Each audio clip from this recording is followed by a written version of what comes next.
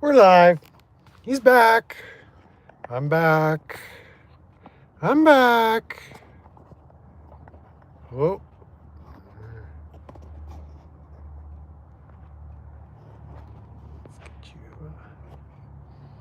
Let's get you. Oh, dropped you already. We're back. Back in the Dodge. Got something to show you guys. Something to show Max too. All right. Let's see here. Let's just wait for people to trickle in.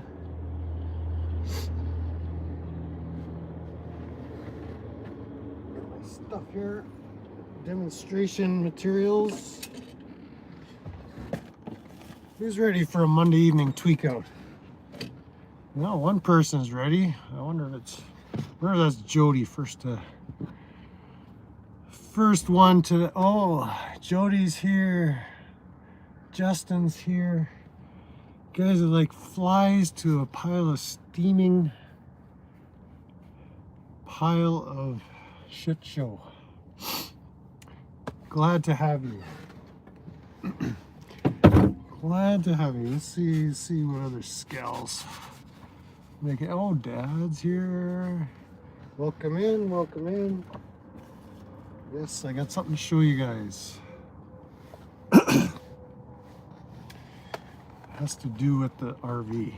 If you hadn't guessed, welcome one and all.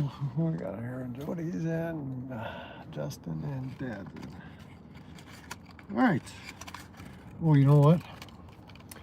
We need a little bit of a smoke recharge here. Let's start right off the bat with a smoke.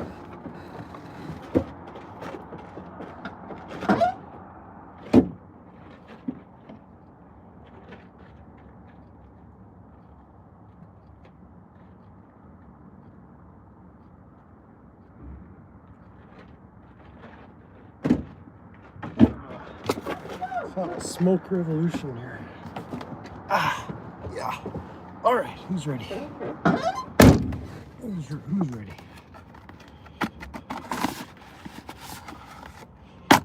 Come on.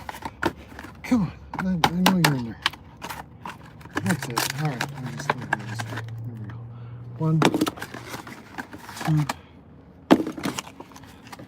Empty. Okay. It's all trash. All right,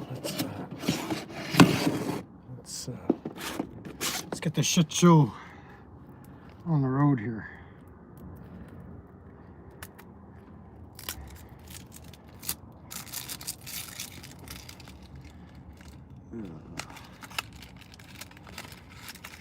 Let's see.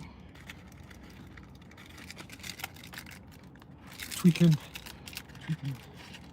a smoke. Who else had a Tweaky Monday? Oh, this is a Tweaky Monday. It was all over Calgary. The freeway system is great here. And once you get on the local roads, oh my God, all you're doing is sitting at red lights and traffic. It is appalling. I thought Winnipeg was bad for traffic lights. But this place is on a whole different level.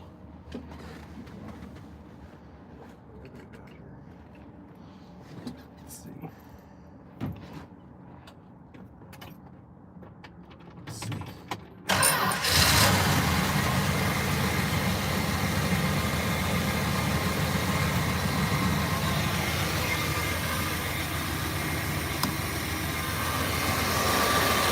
It's alive!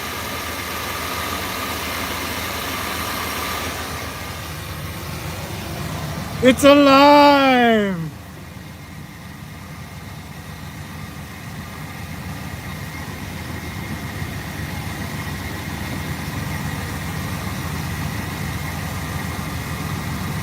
You believe me? It runs again. All right, with that sound,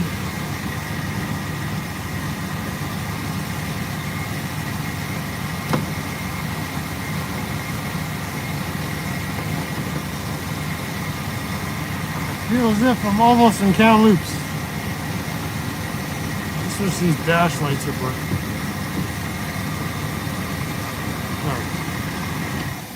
That's pretty noisy. Can you believe it?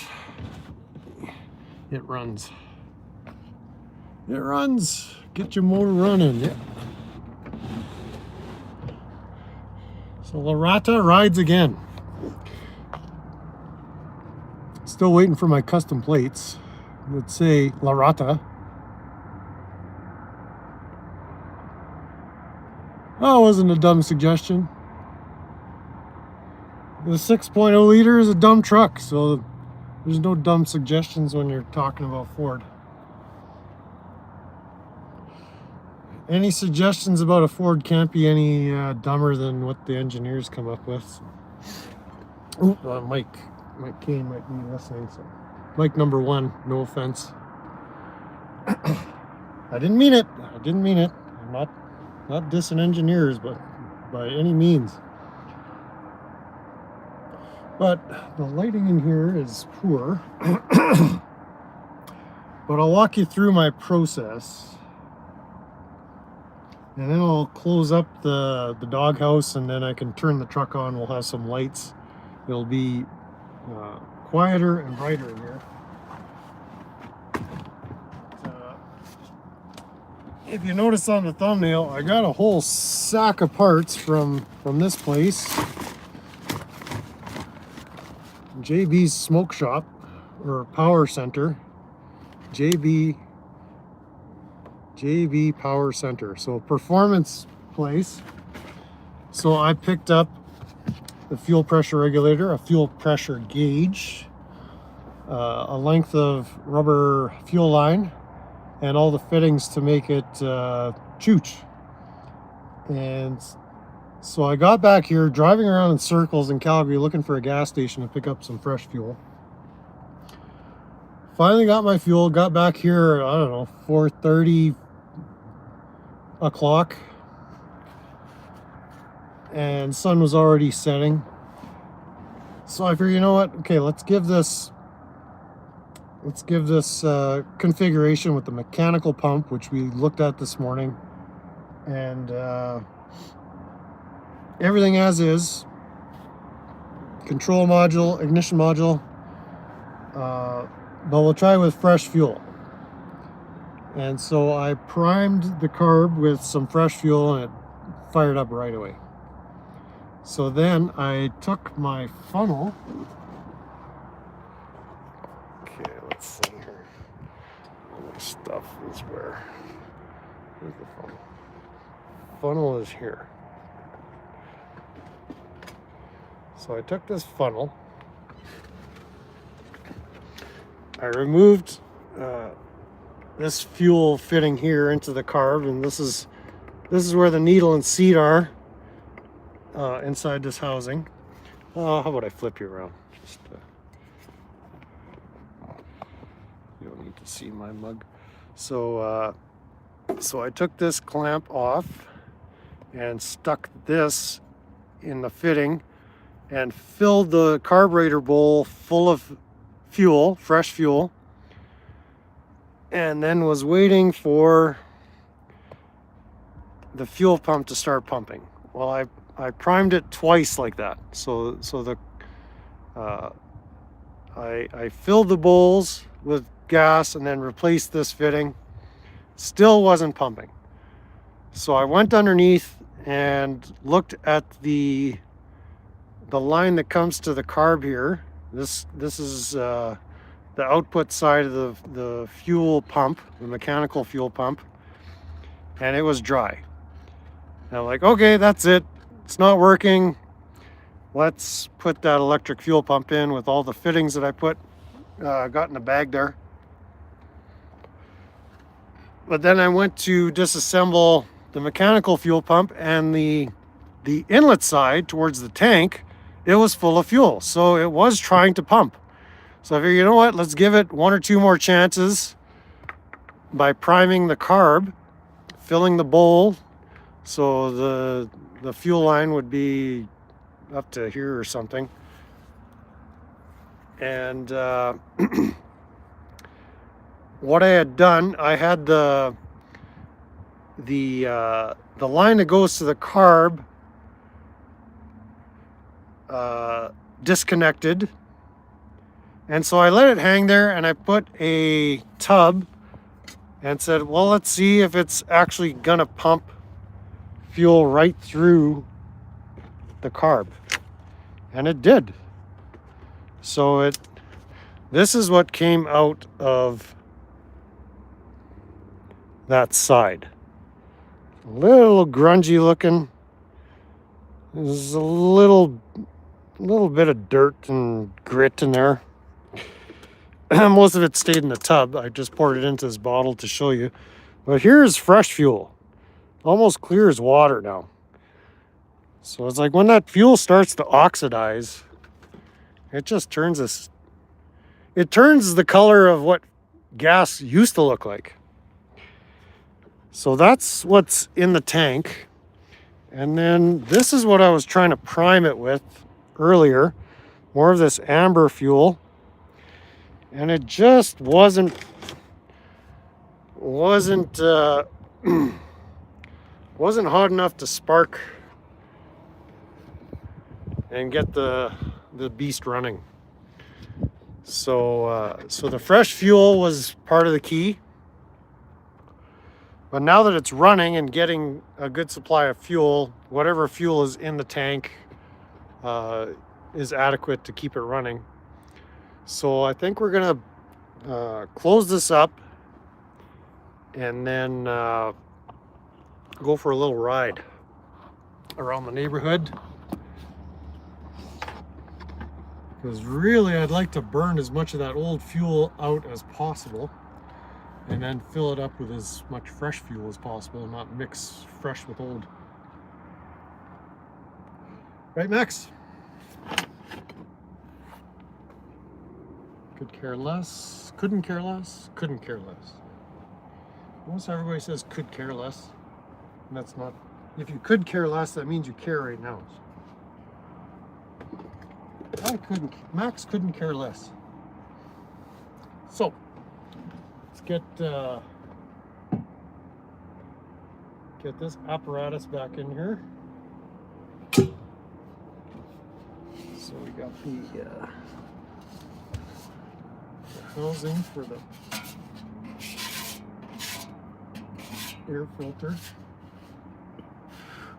We'll be all full of dog hair.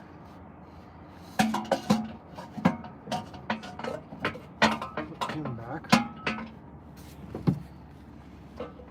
Where does he go? He goes in. So, ooh.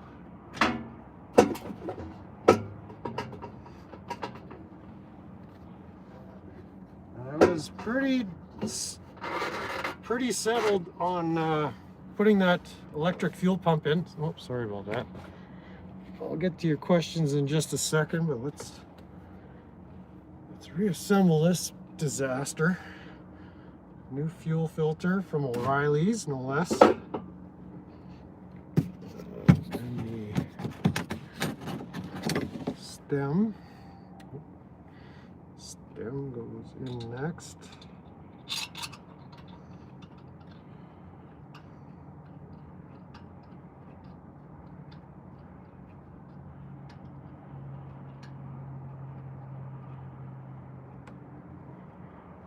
We'll close this up, start it up, make sure it's running as it should. Lastly, the cover and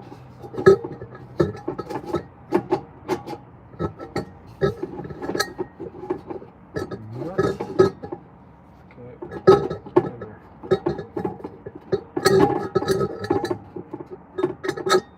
This nut should be, you guys are sitting on it, yeah. Sitting on my nut. Wing nut. Who here likes wing nuts? Who here likes wings? I saw a sign for 59-cent wings as I was coming back here. Tomorrow night. Oh, somebody's Somebody thinks I need to talk to them. We'll check that text in a moment. I think I know who it might be. All right, we'll get the doghouse in position. We're not going to put it in. Oh, yeah, here. I'll show you the parts after they're purchased. So we're all connected up. See, it never had a problem starting.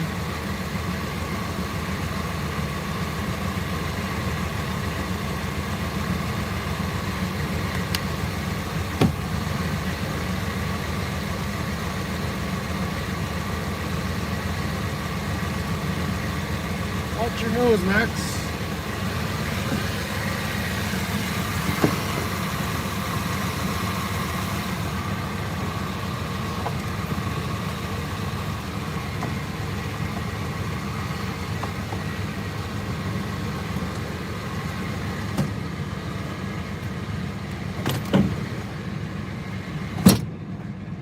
There, nice and quiet.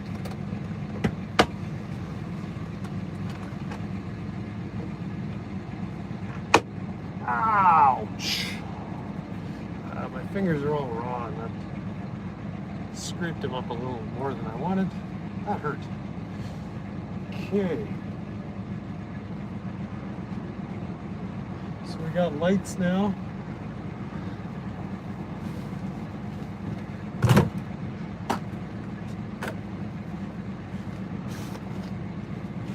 So here was the pile of parts I purchased. So I was going to run the electric pump, which I showed you before. I'll show that again.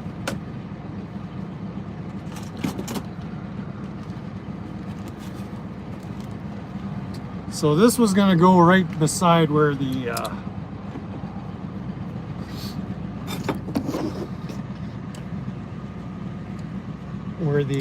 existing mechanical pump goes. It just sits on the frame not far from it. So this is the side that comes from the tank, and this is a inline filter that would go to the carb. So I was going to run this hose all the way up to the carb, and then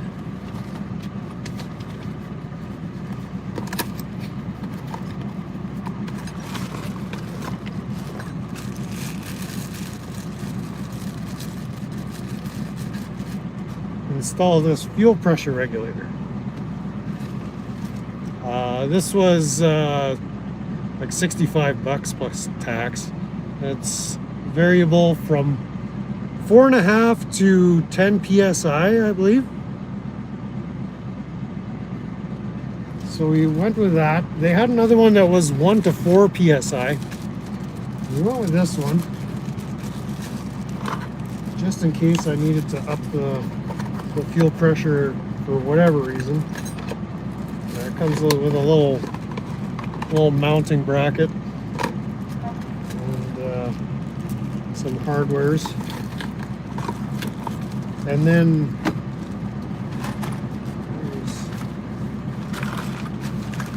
there's these fittings. So this one would go in one side.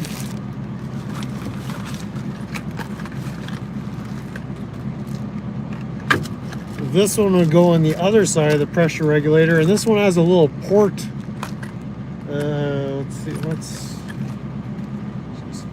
can take this out.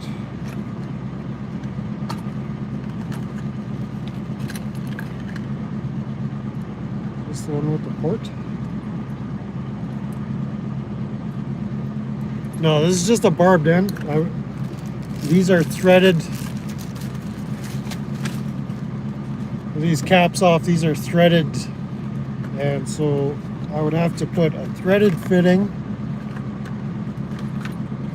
with another threaded fitting, and then my barbed end for the rubber hose.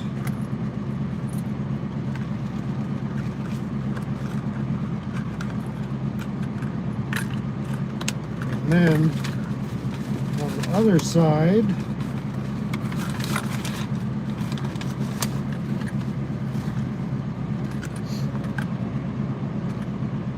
is the one with the port.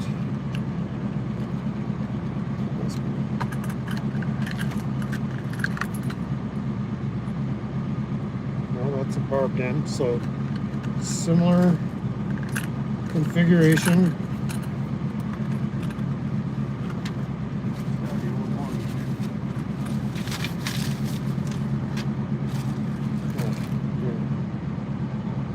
This guy.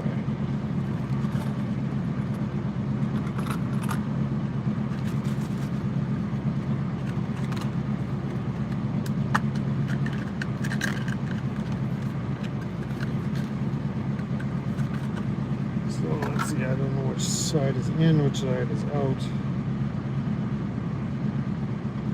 Okay, this is the input side. So I'd have a fitting, then another fitting. Then on the output side, this one has a little port where I screw this into here, and then I would screw my pressure gauge.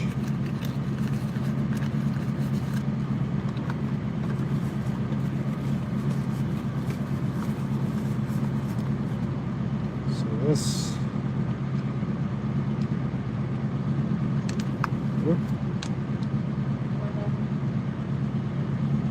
this dude just threads right into that fitting, and then I'd have another fitting coming off of it, or I think on this side, and then my barbed fitting to the rubber hose. For now, we're just going to hold on to this. All this was with the rubber hose was $192, 192 Canadian pesos. I mean, it's all, this is a Holley fuel regulator. There's red line, what are they called? Red horse fittings. They all look like good quality fittings. But I'd just as soon keep that $192 if I don't need it. Need all this. So we're gonna put this all back in the boxes.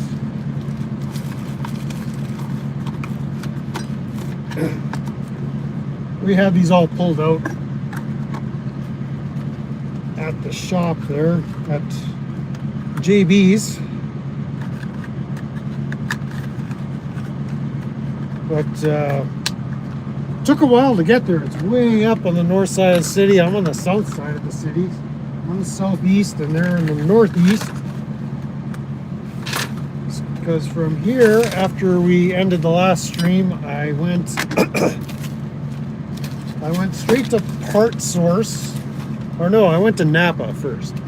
I went to Napa, got another plastic fuel filter.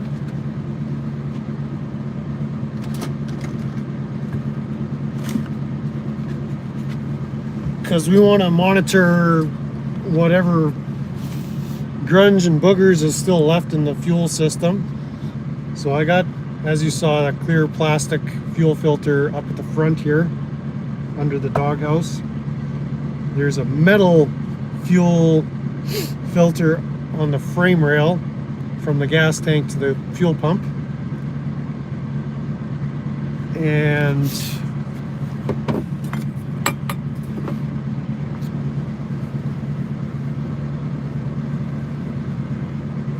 And I picked up a couple of quarts of oil because I was down about a quart of oil. And then when I got back here, I topped up the coolant as well. We were a little low on coolant. So I'll get back to the chats after I'm done my dull story. Surprised anybody's still sticking around to listen to this malarkey. I see Brandon is lurking, so welcome in, Brandon.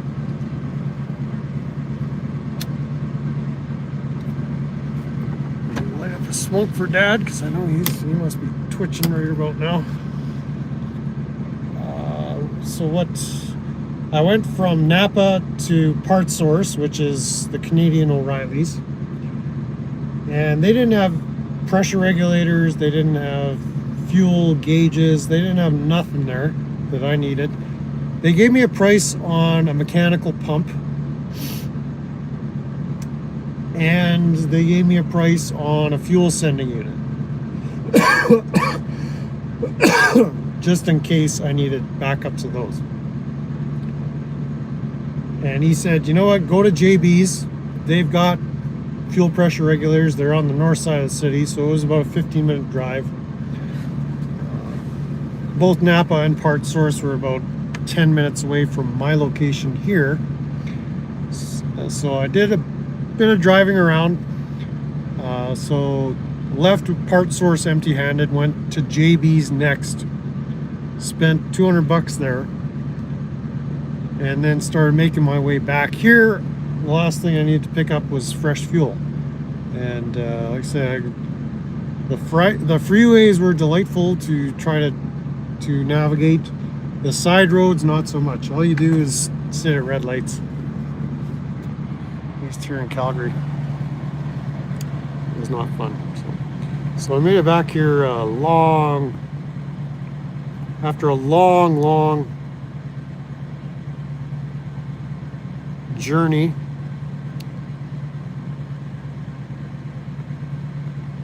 So the electric fuel pump is still just sitting there waiting. Oh, Tag is here, notably Nova is here. Welcome in, Larata, and good tidings to all of you. Okay, let's see, my last... Dang. This chat's just disappeared. My last fuel pump adventure was when the diaphragm went bad, the mechanical pump on my Slant 6. So I checked the oil and it was 4 quarts over full. Yeah, you can get into a situation where you get some flooding and gas gets past the rings and into your crankcase, or if the diaphragm was dead,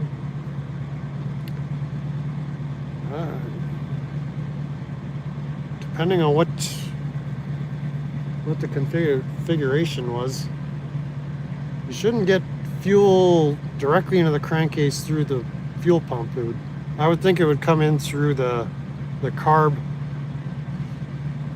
and past the rings and into the crankcase. That's typically how it goes. That was happening with my tractor. It was flooding and flooding and flooding, and I was ending up with a bunch of gasoline in the crankcase oil, which is not a good situation. So we ended up changing the oil and ended up getting next to nothing for that tractor. So all that was a waste of money. I should have just left it as is. Yeah, welcome in, Tag. Oh my god, nobody cares about engines. Talk about something. What? Everybody loves talking about engines. Block mounted cam driven, classic mechanical fuel pump. It wasn't. The chat's just. It wasn't through the carb. Okay, interesting. So yeah, we're just convalescing over the Mopar issues here.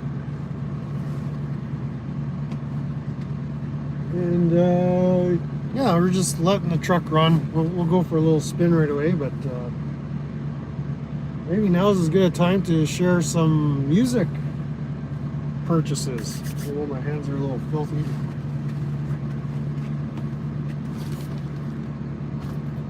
Let's see what we got in this box over there. I see some neat music.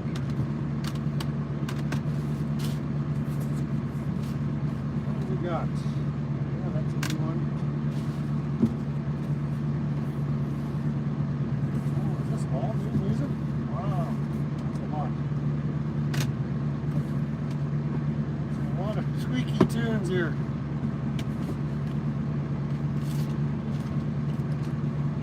Okay, what haven't you seen yet?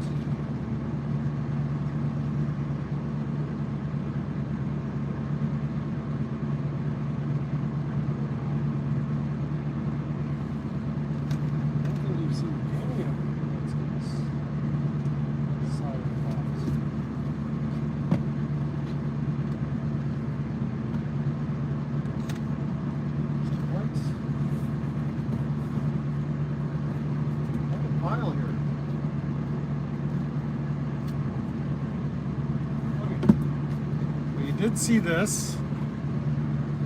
The Jeff Beckology box set, 3 CD box set.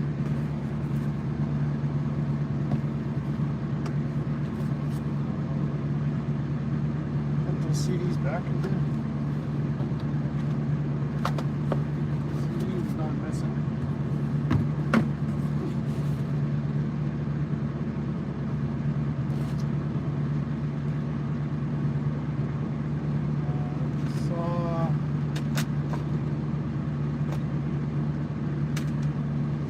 This one, I left Winnipeg listening to Kylie Minogue, Body Language,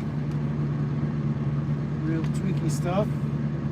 So that would go back in the box. So we'll work, do one pile at a time.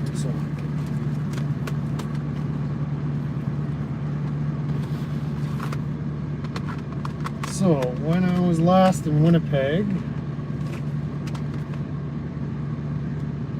I stopped at the old, what is it called? Planet of Sound. Oh, actually, let's start with this one. We'll do 2 piles at once. So that was thrift store, thrift store, thrift store, thrift store, thrift store, Planet of Sound.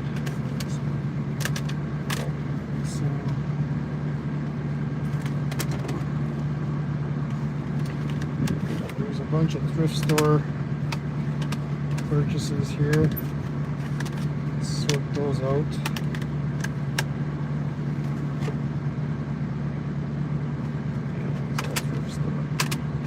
Bunch of classical music. Yeah, let's start with those, because when I left Grunthal, I stopped in St. Pierre. Actually, I stopped at the thrift store in Grunthal. I can't remember which ones were which, but you got Jean-Sebastian Bach, the Leipzig Chorales. That was St. Pierre for sure. That was St. Pierre. I found 25 classical masterpieces. I was listening to this on the way out as well. So just the greatest hits of classical tweakers. We got best of Mozart, or best of classics, Wolfgang Amadeus Mozart, Austrian sensation. I believe he was Austrian. Another best of Mozart, but some different stuffs. Oh no, this is the one I was listening to. This Classical Masterpieces. Classical Masterpieces 2. It's got a Beethoven, Wagner, Vivaldi. This is what I was listening to when I had the Northern Lights on. So we had Brahms' Hungarian Dance is what the Northern Lights short was. We had going. Classic FM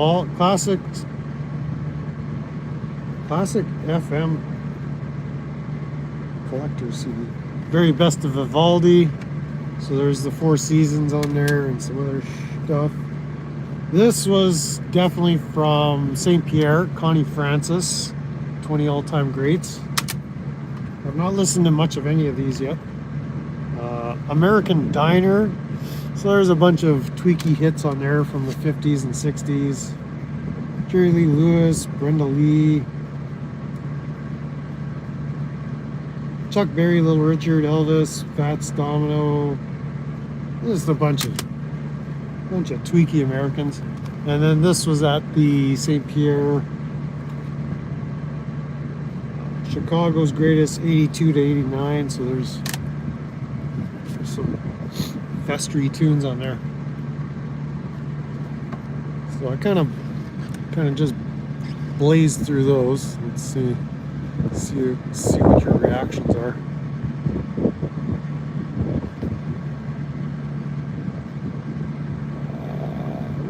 Sorry Wrenchers, You take your fuel pumps and shove them up your... Alright. So, on to Winnipeg.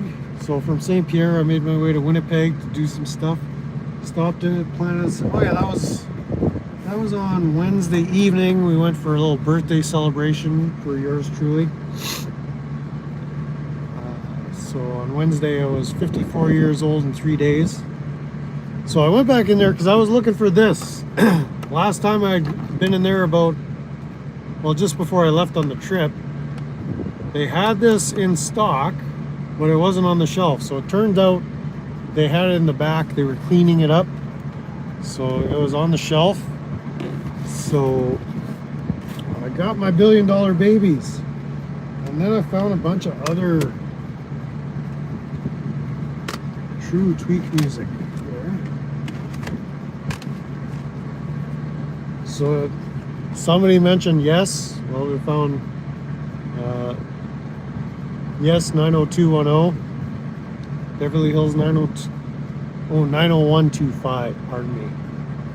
Zip code 90125. We found Leonard Skinnard, Street Survivor. Most of these were $5 or $6. So this one, it's got a little bit, but now I think I have all the first three. This was their third one, wasn't it? 1977. Might have been their fourth. Fleetwood Mac Rumors. I kind of grudgingly bought this. I didn't really want to buy it, but I bought it anyway, just to have it in the collection. There's Prince, some re-release, The Hits Part 2. Well, it's got some good ones on here. Some of the stuff that was, well, I guess is from 79 all the way through 93. Some of the hits. Raspberry Beret, Kiss, I Would Die For You, Little Red Corvette, Want to Be Your Lover. So that'll be a good one. I'll have to see if I can find part 1. Goodbye Yellow Brick Road. Again, sort of grudgingly bought this. I'm not a big Elton fan, but this one has Funeral for a Friend and Love Lies Bleeding. I love that. That's a good jam. I found the Bee Gees' greatest hits. Just for something to do. It was $10. The princely fee of $10 for a double CD best of. Whatever. Don't judge me. And then Jeff Beck Wired. So I had this in my filthy farmer fingers before I went to the front to pay for everything. Oh yeah, and I also found, where did I stick that? Oh, I almost forgot this. The chairman of the board himself, Frank Sinatra, the very best. Looks like 4 or 5 CDs in here. 4 CDs. So that was $10 for all that music. So yeah, the Beck CD is, I think I might have that on vinyl, but I figured I'd grab it on CD so I can listen while I'm driving. So I had all this in my hands, as well as the other one.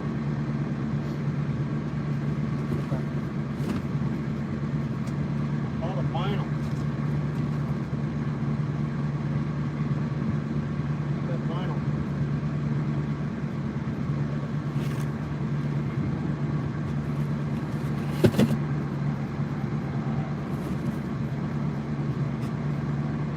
Lost it already?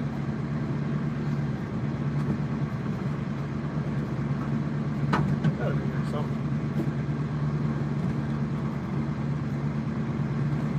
Here?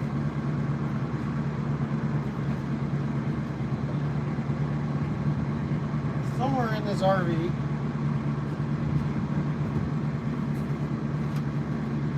Final copy.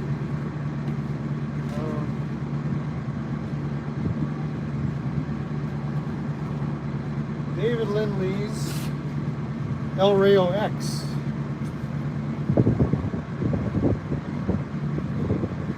Somewhere here. Close this up and done with that.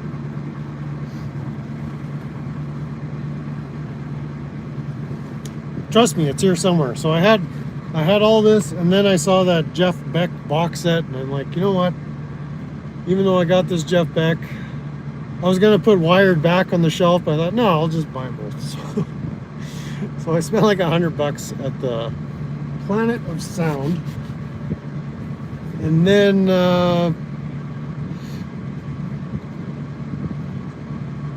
I think the next day I was back in Winnipeg.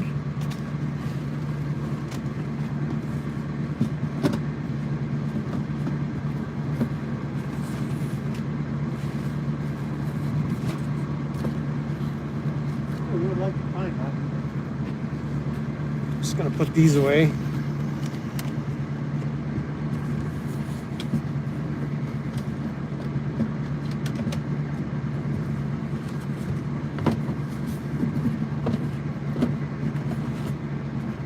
The next day I was in Winnipeg and I was on Marketplace. I was visiting with my buddy on Thursday evening.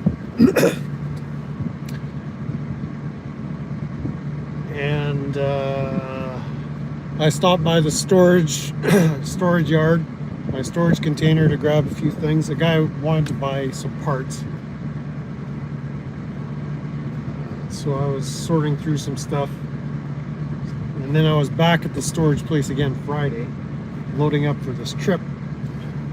I saw this ad for 11 Iron Maiden CDs for $88. So let's work our way through the pile here.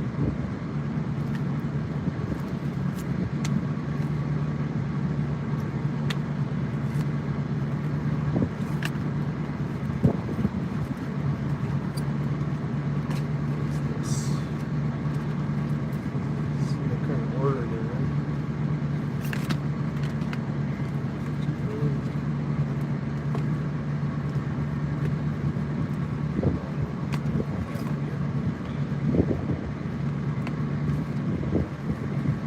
Some of these are like brand new, not even unwrapped.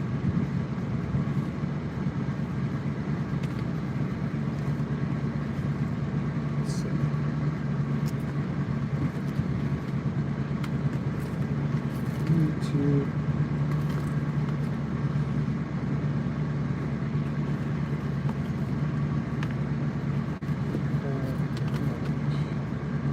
Where's this? 15. This 10. Here's this 2008. So stick that in there. So going all the way back to the beginning, 1980 Iron Maiden, new in the package, with a price tag of 18 Canadian pesos on it. Followed by 1981's Killers,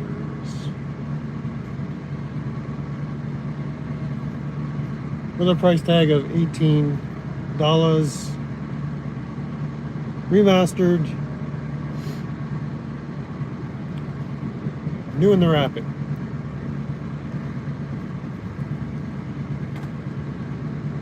Followed by Peace of Mind.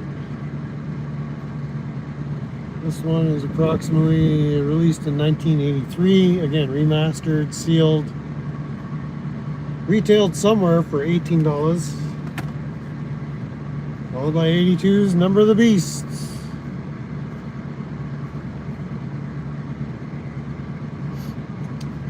So looking forward to tying into this Maiden.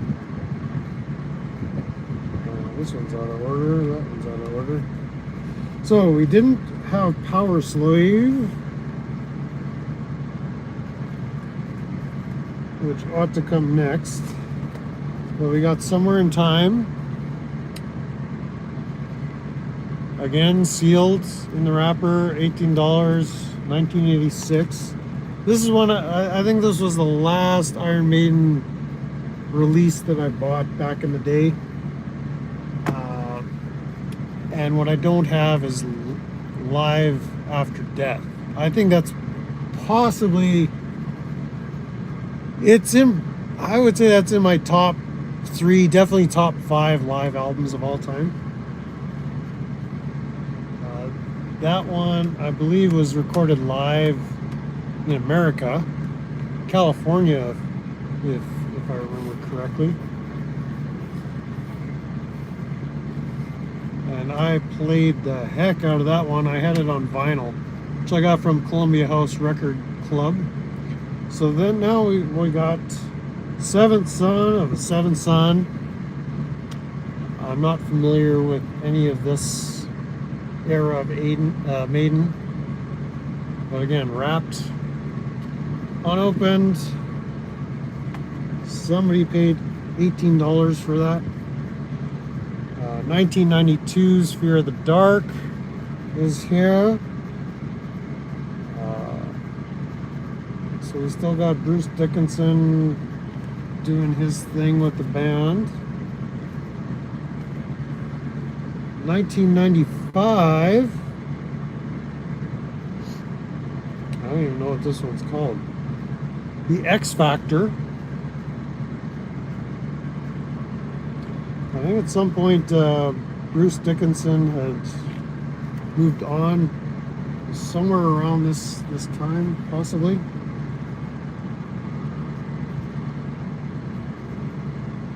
'98's Virtual 11, Virtual X1, Virtual 11. I have no idea what this is all about. Again, this is completely new territory for me in the Maiden catalog. Brave New World from 2000. Again, unopened, sealed, ready to listen to. No price tag. It must have been free, I guess. Then this looks like a greatest hits. So the best of 1980 to 89, Somewhere Back in Time. So this was a little bonus. This has a bit from Power Slave on there. Again, sealed in the jewel case, so it's different from those other releases. Retailed for $19 Canadian at somewhere. Then getting back to the remasters, the Final Frontier from 2010.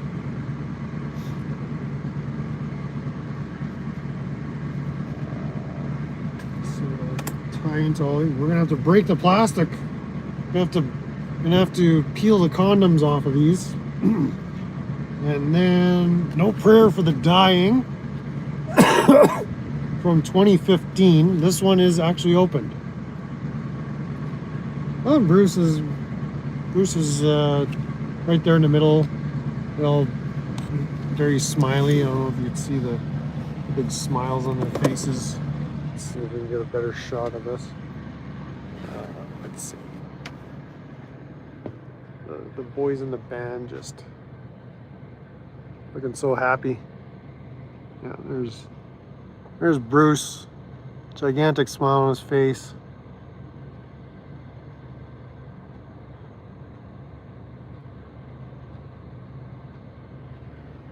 So there's a little bit of a smirk on some of their faces. There's the back of the covers. Everybody just showing lots of teeth because they're so overjoyed to be making music and being millionaires. So there you go. So that was, yeah, $88 for all that Iron Maiden. Canadian dollars. Put those back.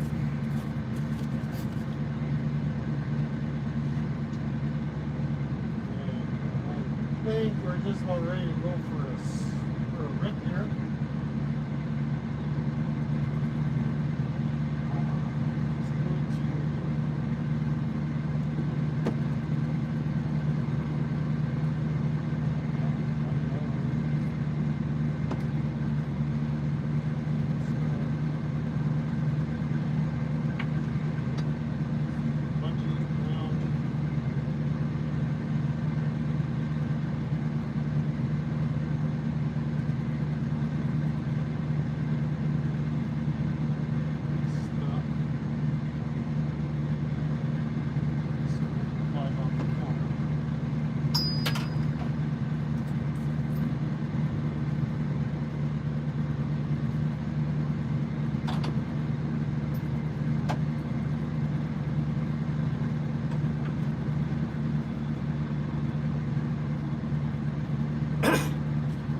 everything's more or less secure, but you never know. Stuff goes flying as you're driving. That can be a little irritating or even stressful. I think we're ready to go for a little test drive. Signals are working. My mirrors are way out of whack. I think the wind is picking up. These white caps on that drainage, water drainage again. So there you have it. We're close to being back on the road, back on track. So I'm not gonna continue streaming as we're driving around. Joe the Hose here, Mr. Osgood, saw your text there. So we've got it running. I don't know if you can hear it, but it's running.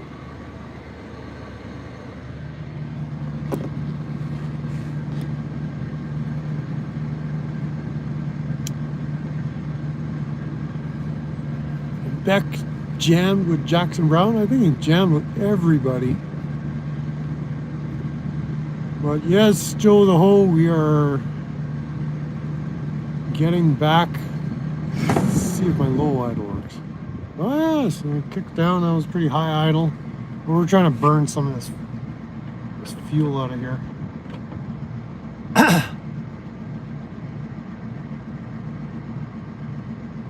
The gauges sort of work, but not exactly. Still something wrong with the fuel voltage regulator. My gas gauge is coming up. My temperature gauge just buried on the high end. I know we're not running that hot. And my oil gauge, can't quite see. Yeah, the oil gauge is not registering, so it tells me there's still something wrong with the instrument cluster. There's a voltage regulator that controls all of the gauges except the ammeter, which shows the charge on the charging system. I've also got this little battery tester here, so that tells you, I guess it's a load test on the battery, so the battery is good. I had taken one of the batteries from the Power Smoke and stuck it in here, but that battery has been, the battery that was in here has been charging up on my Ford charging system, so I'll probably end up switching it back in here. Because now that it's running, it's running nicely, it shouldn't be such hard cranking to get it going anymore. Because it was really struggling the other day. When I got here Saturday, so Saturday evening, I was working on this, it was just struggling to crank over. So I was worried that battery that I had in here was on its way out. And I was boosting this Ford battery that's in here, or the battery that was in the Ford. I was making sure I boosted it so I didn't drain that one. So let's see what chat is saying.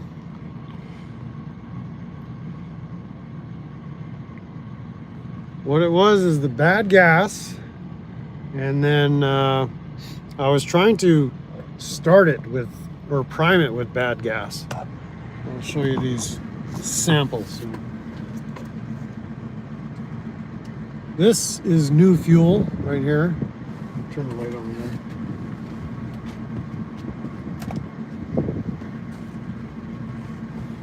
This is fresh fuel I got from the pump a couple of hours ago.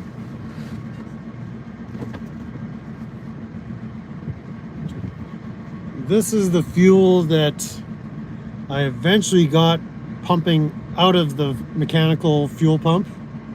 So I drained this into a tub.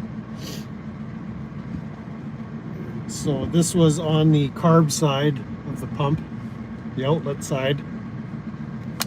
So I wanted to see if there's any water in there, but it's hard to see, but there's a little bit of debris still in there. Some of that might have just been off the frame of the truck that splashed into the tub. And then this is the fuel that I was trying to prime it with. So much more golden amber color than the fresh fuel. Let's do a side-by-side comparison. So one is clear like water. One is the color of gasoline when gasoline was gasoline like 20 years ago. So they must put all kinds of additives and cleansers in the fuel nowadays. And I remember gasoline being pleasant smelling and gold colored or amber colored, honey colored.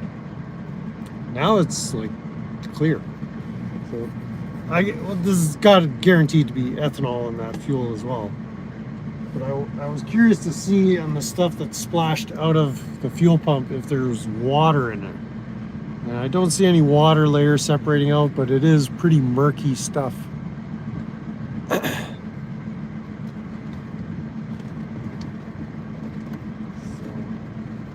there you have it. So we're gonna bomb around for a little bit, just around the streets here.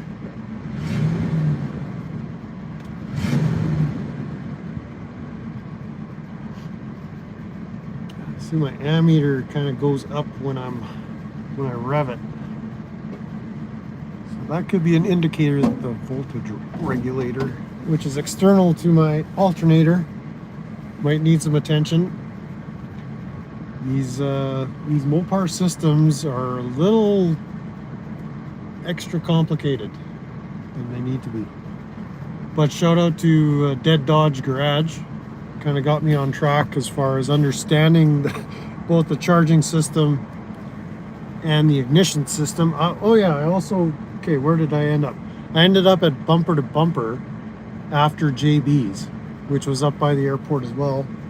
And I picked up, I think it's on the dashboard of the truck, I picked up a new ignition switch. So I can keep the cylinder with my existing keys and just change out the switch if ever need be. I wanted to have kind of spare parts for all the common fail points on these things. So a voltage regulator is probably the next thing to acquire, and an alternator. You can switch the alternator with one with a built-in voltage regulator rather than the external voltage regulator. And you can switch the whole ignition system to one that doesn't rely on the ignition module as well. But I'd like to keep it as close to factory as possible. You know, it's a classic. So as close to OEM, a few modifications as needed. So we're gonna do a little test drive here, burn some of that bad gas out of here. And then I'll probably move both vehicles off site. I wanted to see how close I am to the Flying J truck stop. So the Mr. Osgood's Tweek Shack sounds like it's coming along nicely. Sending pictures. Oh, very nice, very nice. So there's a new Tweek Shack if anybody's looking for a place to tweak out. What do we got here? Easy with those smokes. Why is the gas clear? Yeah, that's what I've been asking myself. Easy on the smokes. Well, Dad, is that wise advice? Welcome in, Tara. Cuz is in the house. I don't have any gasoline going here, but we got the beast running again. I don't know if you can hear it. She's just purring at a low idle. About to take it for oh, the gas is way back. The gas is way back behind my seat. There it is. And it's in sealed containers. So.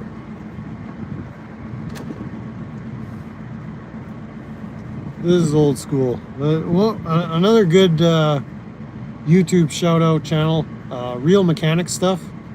It's pretty funny stuff. They look at clips. People send them memes, vehicle fails, mod fails, customizations that are out of this world, and they do reactions. And Sandro, one of the main contributors there, or reactors, the on-camera personalities, he's saying, like, old school back in the day, you know, they got rid of lead for body work because it's dangerous, like 10-15 years ago.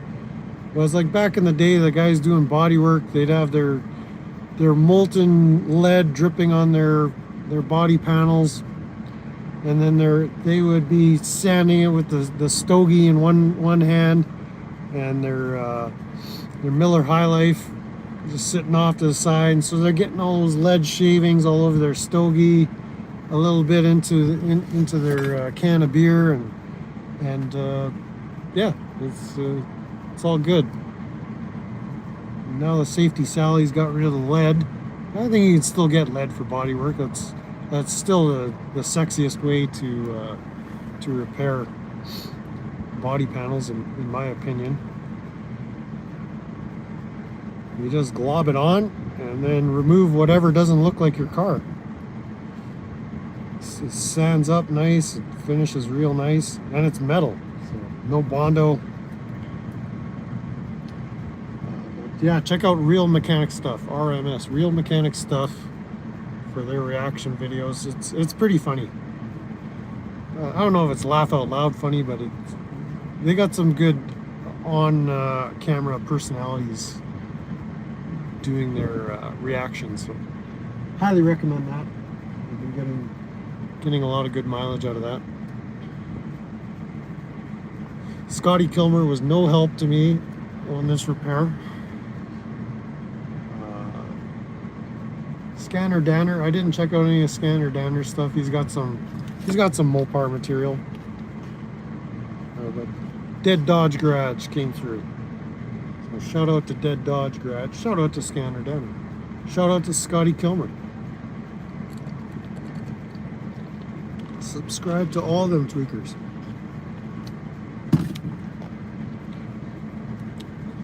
So where are we at here? Dad agrees, it's time for a smoke. Can't ignite liquid gas, but can ignite the vapors. Well, we're not going to test either of those hypotheses. We're just going to smoke and not think about it. But yeah, there's probably enough vapor. It smells gassy in here. So this is going to need a good airing out. Once we're on the highway, we'll be driving our 55 mile an hour with all the windows open, I'm sure. Maybe not, I don't know. But it was a nice day today. I had a sweater and a long sleeve shirt on all day, but really I just had the sweater on because I didn't want to get my shirt all dirty. I am kind of grimy and grungy. But yeah, we were going to look up where the truck stop is in relation to where I am. I was thinking of seeing if my buddy was available, but it's already 7 o'clock here. He's not going to be interested in doing anything. I might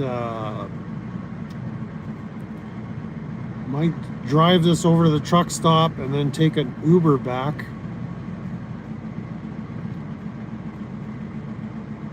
Let's see.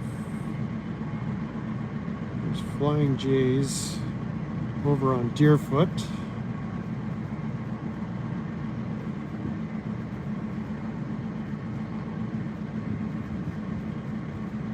What's this?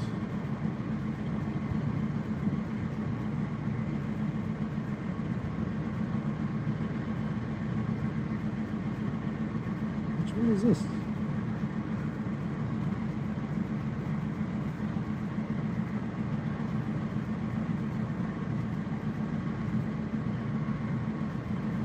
This one is just a little location. It's not quite a...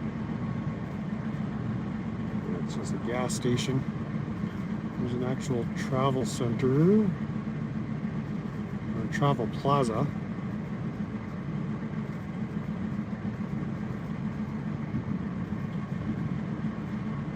Maybe that's the one I was at the other day. Which one is this?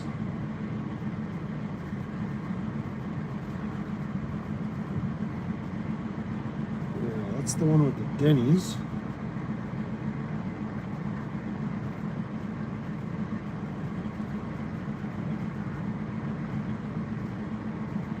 Let's see here.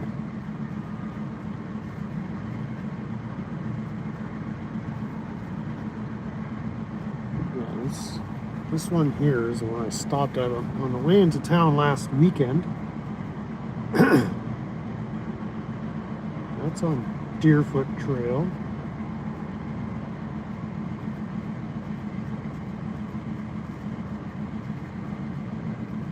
I think the one over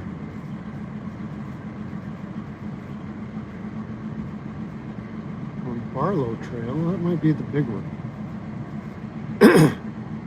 So we're just a few blocks away. Maybe we'll take a drive over there, see if there's any parking.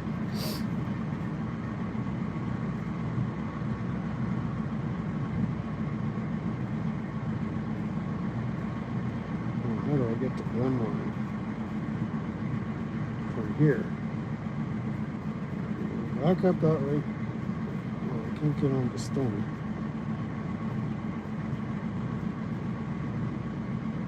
Barlow.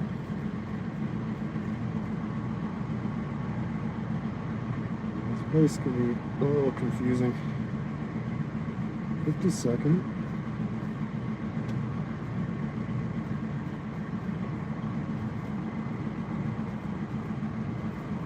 There we go.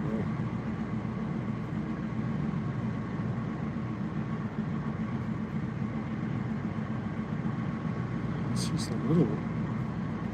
Where's the big one?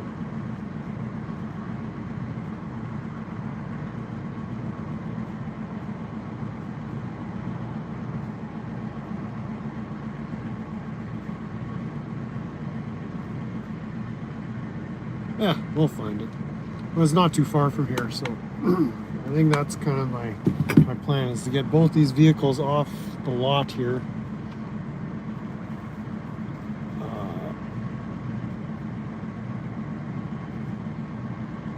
And then start fresh in the morning. See if Buddy wants to help me shuttle vehicles between here and at least Cochrane. Possibly see if he's up for a road trip to Kamloops. If he could follow me in my truck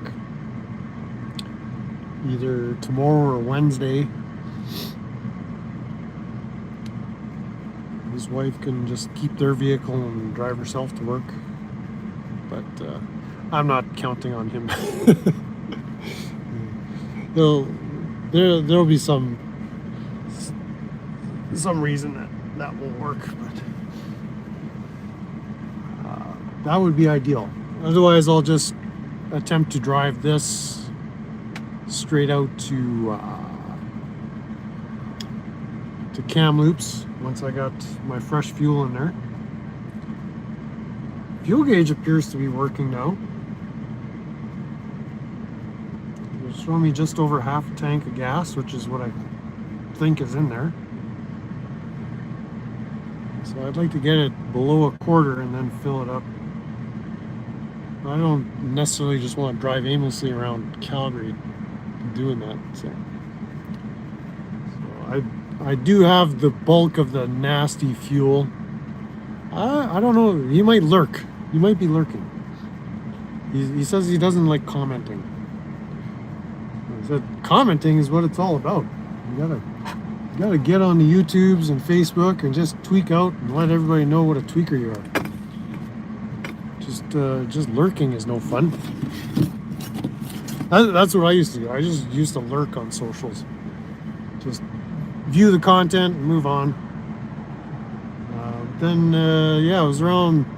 Well, it was during the Lane Myers era, and when Lane Myers started doing live streams, 2024. That's when I really dove into the chatting. I was on Delete Laws a fair bit during his live streams, and Michael Eline's live streams when Chili was in jail, and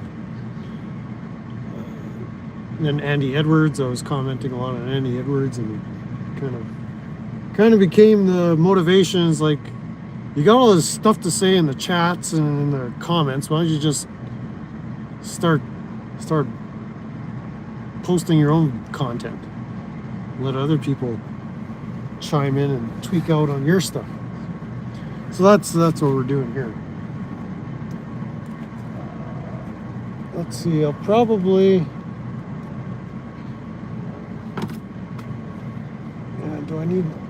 I'll probably load up some snacks from the other truck. Lane is awesome, and Lane, yeah, he's just private citizen Lane now. Not much of a public figure these days, so I hope he's doing well.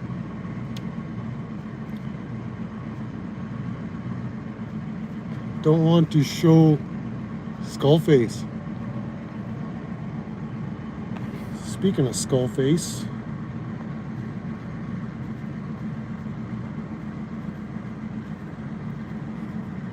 I haven't seen that Skullface Badger. Spontaneous combustion. Well, if I spontaneously combust, I guess I have nobody to blame but myself. Justin is back.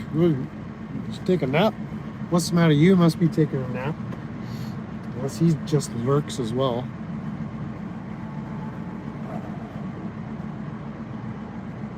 I don't have any snacks in here, so I'll probably bring a couple of bags of Chippos and some Dr. Pepper. I've got a ribeye that's ready to cook up. So it's 7 o'clock. Yeah, I might do a late night ribeye if there's parking at the truck stop there. So yeah, you missed the good tweaks. Homeless RV was epic. So was the Mantis Death Measure. Yeah, I just came into the bow, into that orbit in the last year or so. I came across Clash with Bao, or Bao Kwok Nguyen, through James Freeman. And then when I searched for Bao on YouTube, I didn't find any of his latest content because he typically doesn't make public his past live streams. Unless you're a member and you request a live stream be made public, he'll do that for you apparently. But yeah, there was just very sparse content on Clash with Bao, and I had never heard of Smurfwatch Transparency. So once I discovered that that's where he live streams, I started being a pest in there. So I think that if I have a gift in life, it's making people uncomfortable and being a pest. So let's see. So raw ribeye. Hey, now we're talking. I lurked in Lane's chats. He would get distracted by the chat. Yeah. Yeah, some of his legal, like when he went through his documents, it would just drone on and on. And so I would just stick with the chat conversations. I really wasn't interested in his motions or Clash of Clans. I missed the van life era.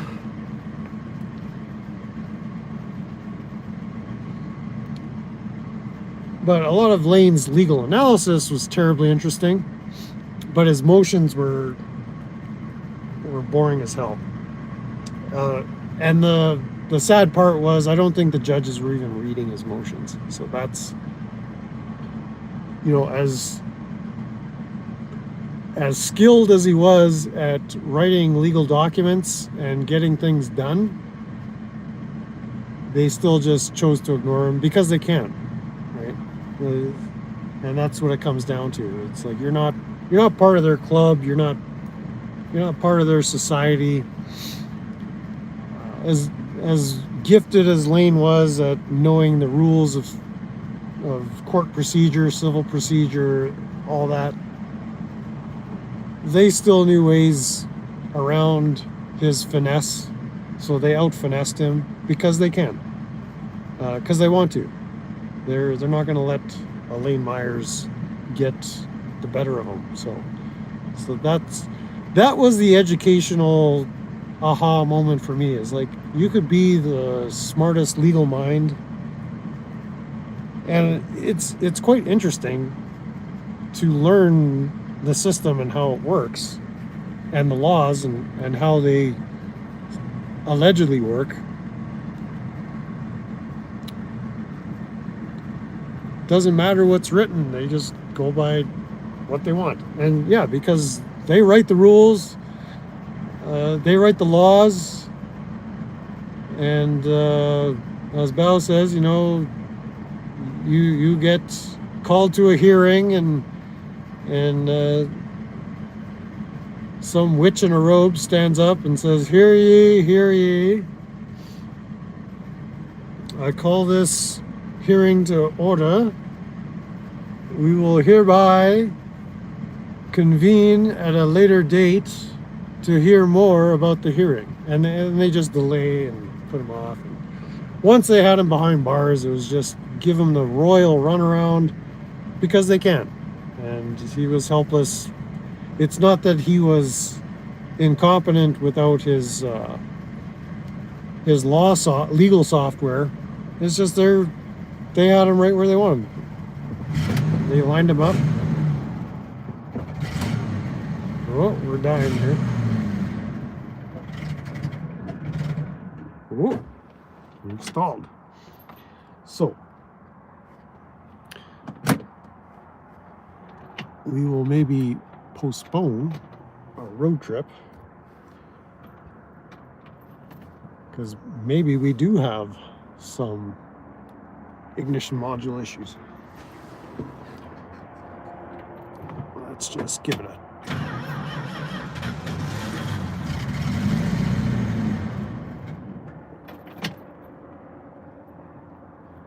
just suddenly sounded like it was running rough.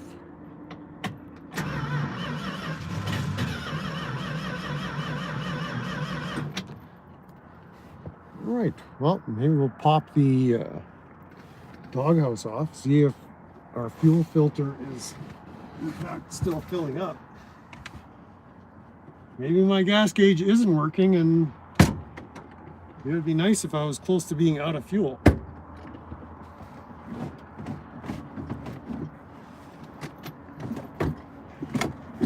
I mean, the nice part about this is I'm in a safe location.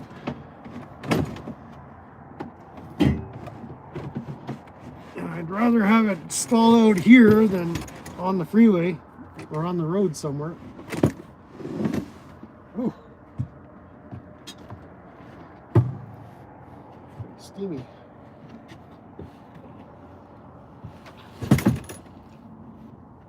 Oh boy, that's stinky.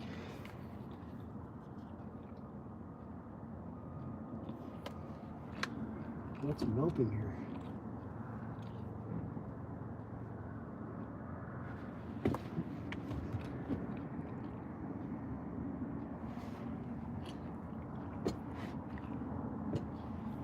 Okay, now we do have gas around there. Let's put the cigarette up here.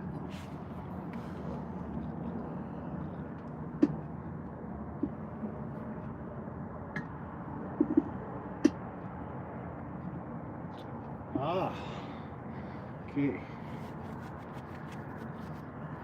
This rubber fuel line sprung a leak.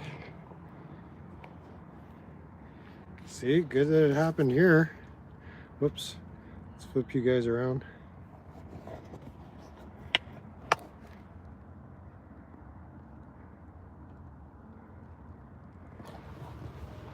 So I was worried about this earlier, that there was a rather intense bend. There's a fair amount of pressure on there, and you can see what I see there. There's a break. So we'll fashion up a new fuel hose there. That should take just about a minute.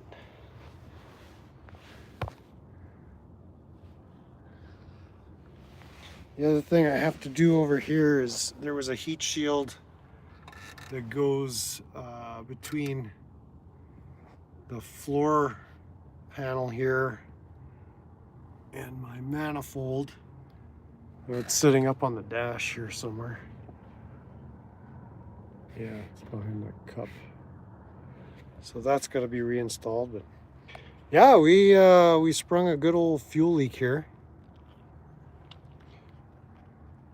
So let's do an impromptu repair video here. Let's just set up some lights. That's pretty wild. I'm glad it happened here.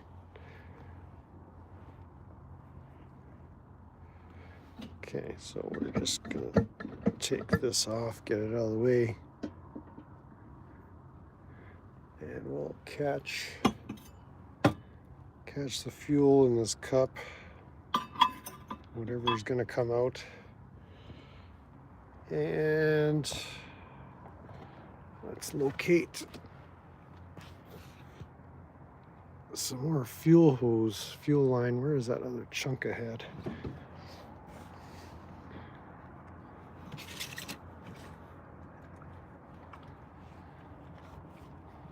Dr. Pepper out of the way.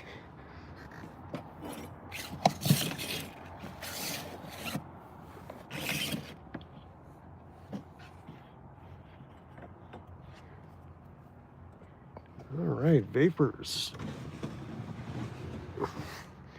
Let's let some of the vapors out of here.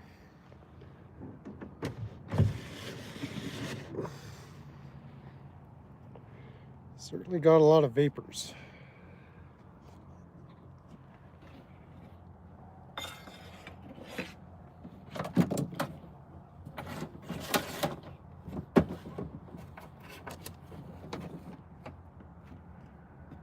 Sure, I had another chunk of fuel line just sitting on the dash. I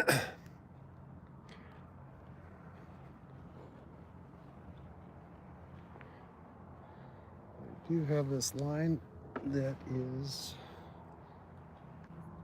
part of my funnel setup.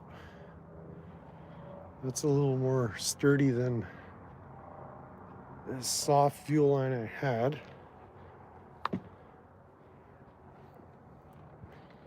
Yeah, smoky like crazy in here.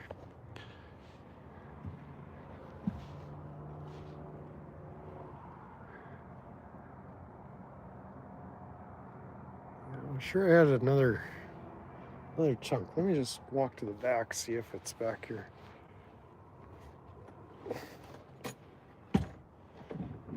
The dog host's in the way. Let's move stuff out of here. Okay, let's flip you back around.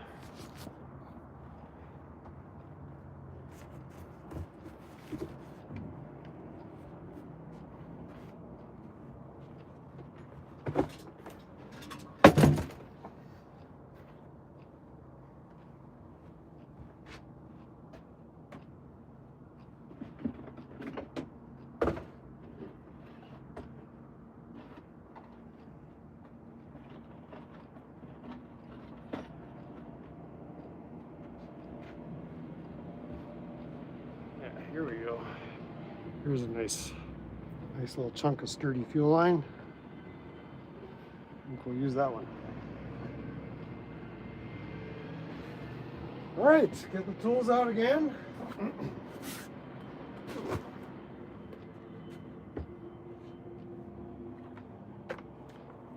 We're just gonna need a set of pliers and a 1/4 inch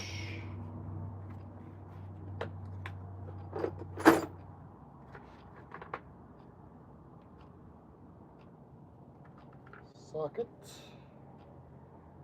This guy.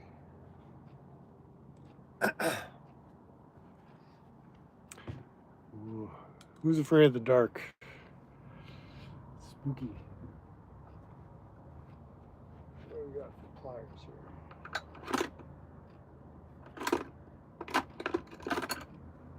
These will do. What's the matter, you?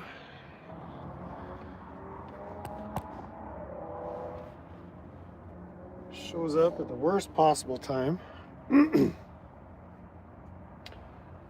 so there's one clamp here.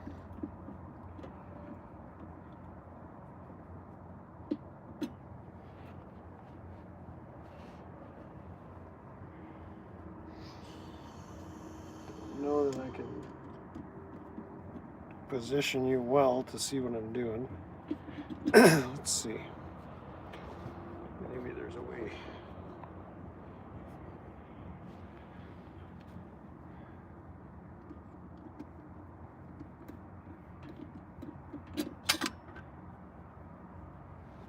This clamp is a pinchy clamp.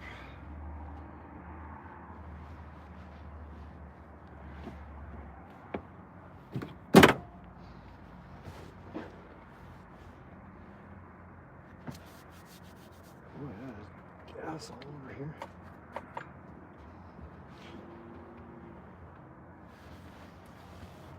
What do I do with this pliers? Here.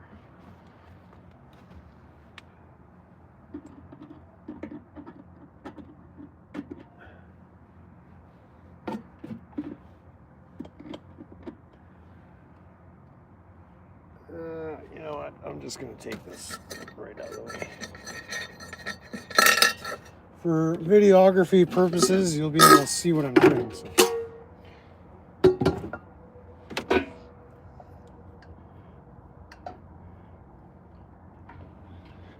There's a bit of pain in the butt. The stem has to come out to remove the air cleaner.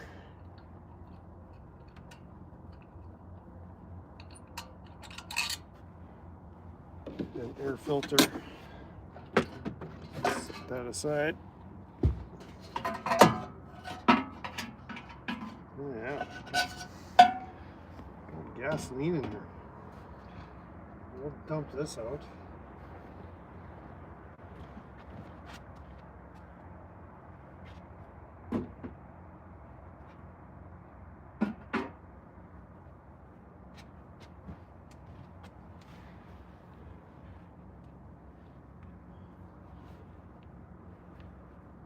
That section of hose still doing all right.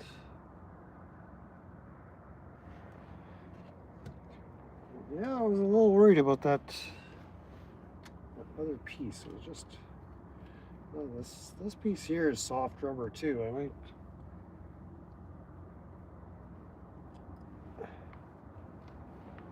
just replace both sections. Okay. I'm gonna get a rag and catch what I can here.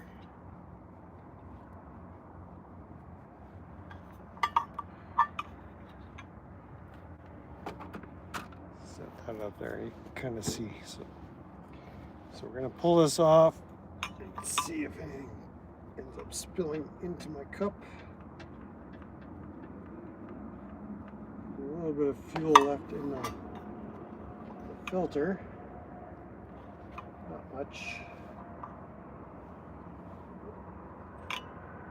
Just let it drain onto the rag.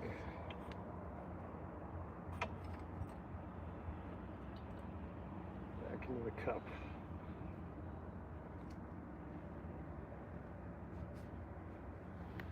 All right, well, the filter looks, no, you can't really see.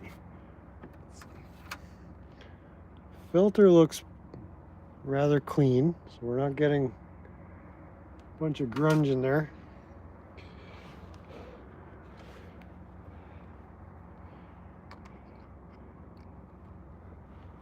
Take these clampies off.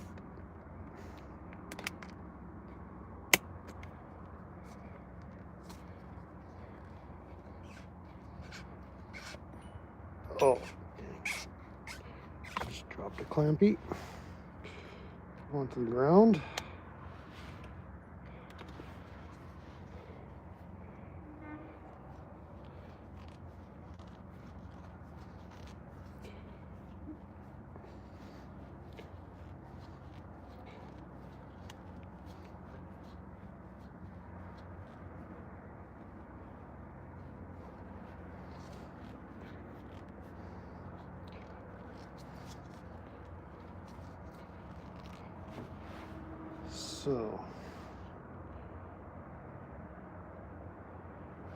So this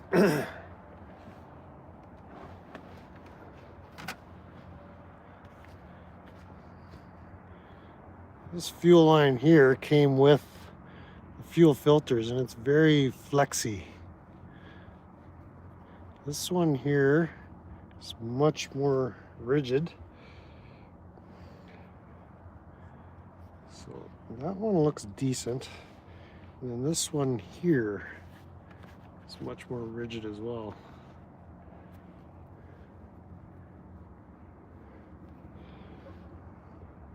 But I don't need all this length, so I'll probably trim that off.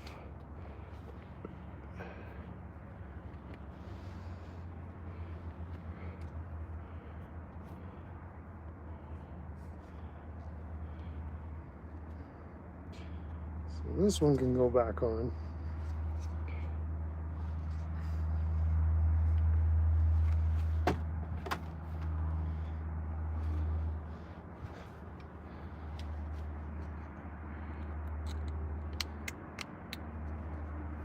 Put the spring clamps at the filter. And I've got to go fetch another one because I don't. Maybe my. Oh, it's right here. Didn't fall to the ground, just fell on top of the transmission. One of these guys.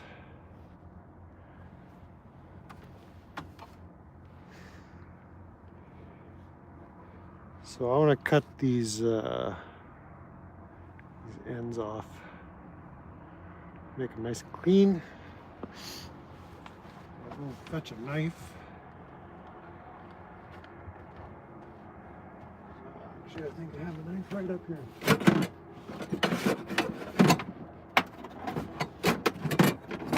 Which I do.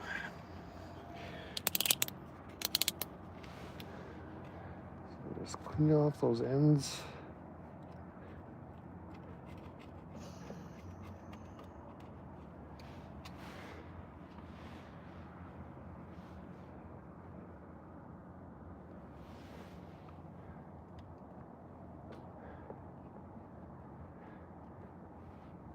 Already had hose clamps on them. I don't want to risk a leak just because the ends are all mangled.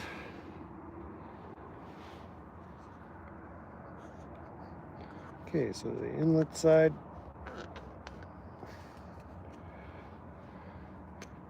Put this clampy on here.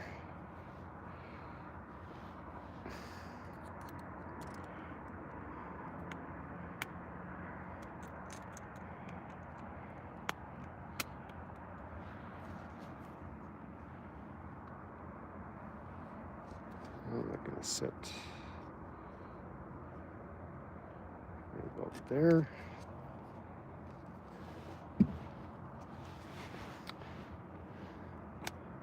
This one can go back on this side.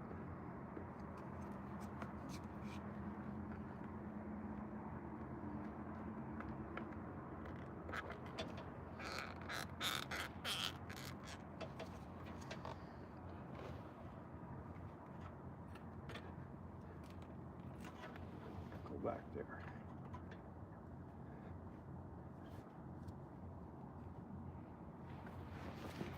So we'll give that a try.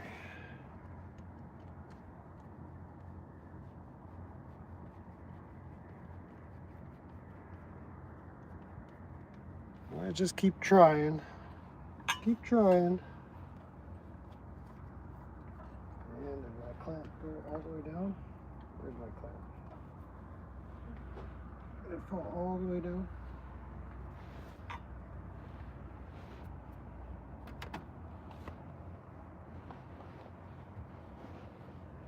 Yeah, he gone. Fell all the way down the fuel line.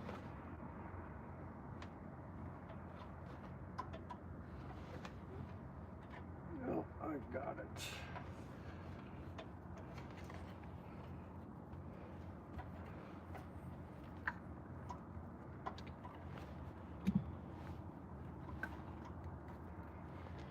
In the dark.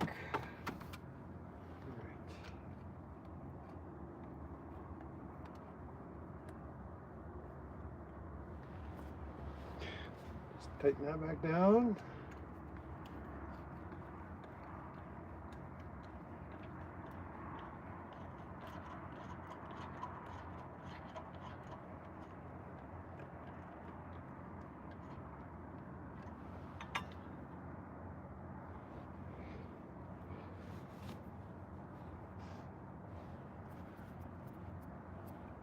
And I gotta go dump.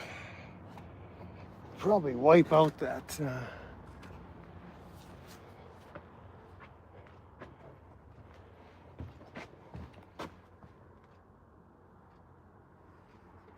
give that a little wipe with a rag.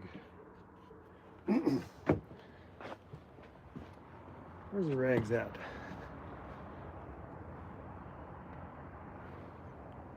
Or where's the rag I had? There it is, the good rag. Ooh, yeah, that gasoline was just gushing out of there.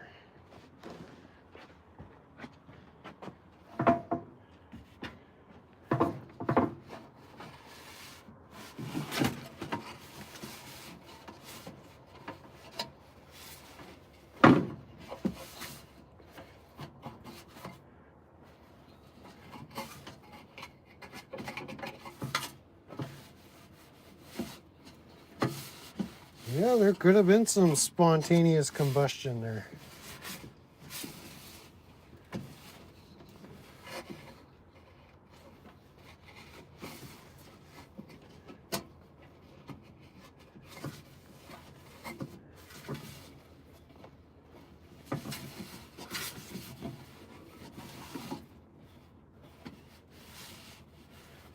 Blow this out back by the door.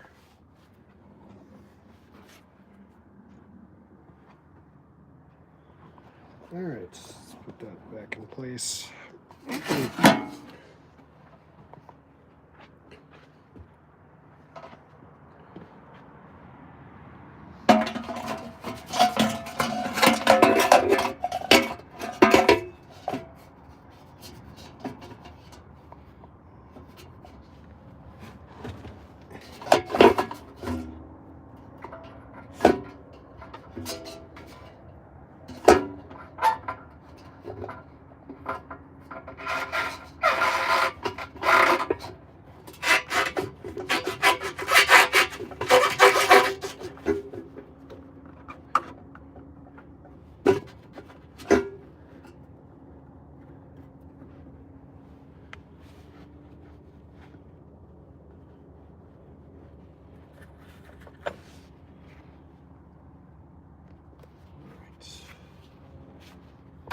Check up on the chats in just a moment.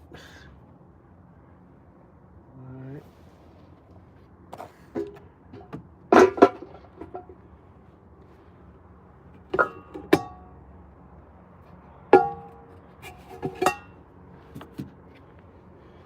Oh yeah, what did I do with that stem?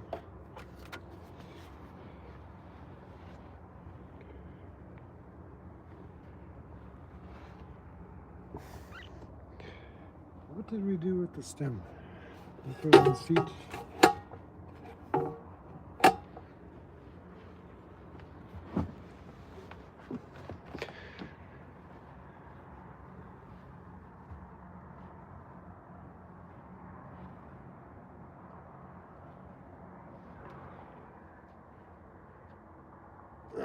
here's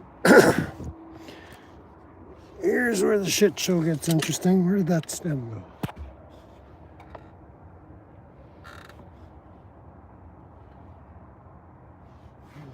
Wing up there.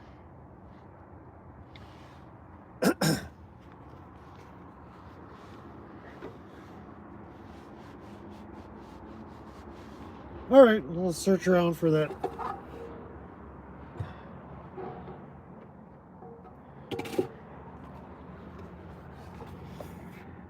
Stem. Usually I stick it up here or just on the floor.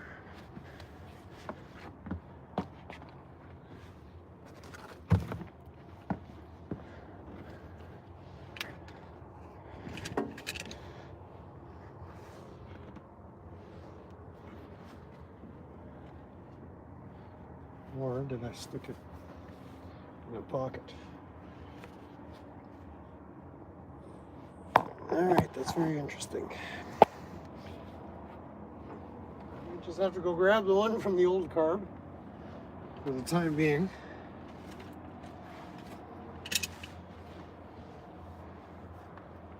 We'll just have a look around here.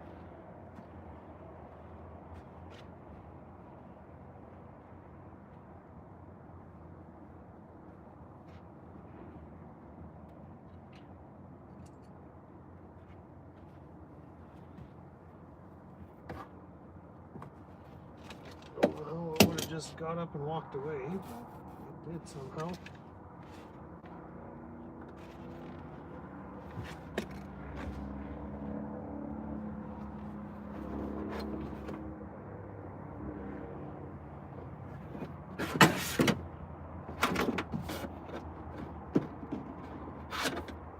I did have it up on the dash.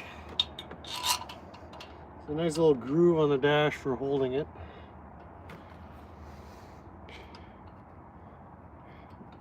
I just couldn't see it.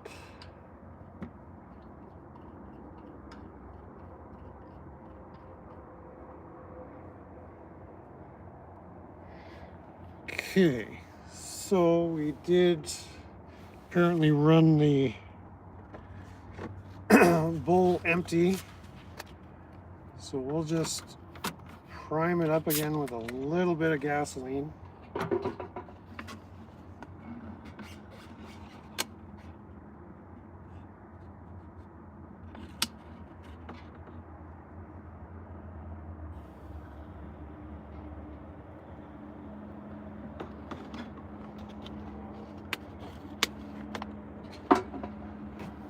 Crank it over, see what happens. Watch your eyebrows.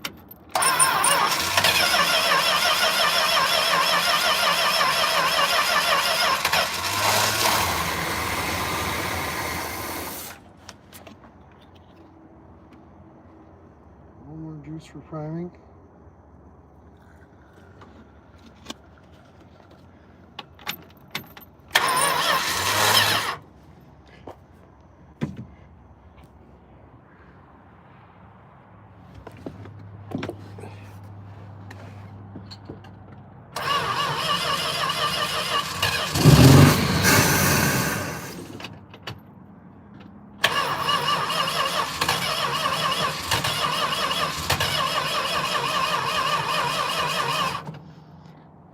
A little more.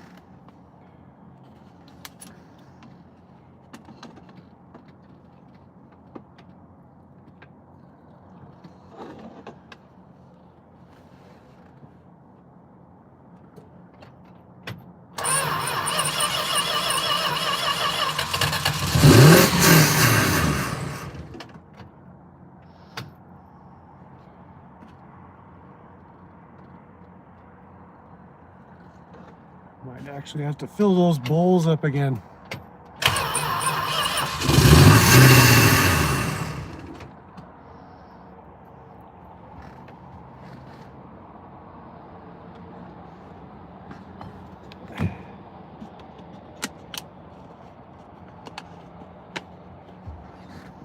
Let's do that.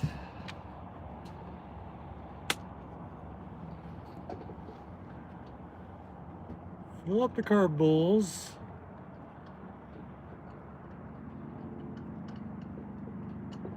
Still got my funnel chunk of hose on it here. Could have, should have done this before, since I understood the bowl's gonna be empty. So it's the easiest way to do this. Let's go. Screwdriver.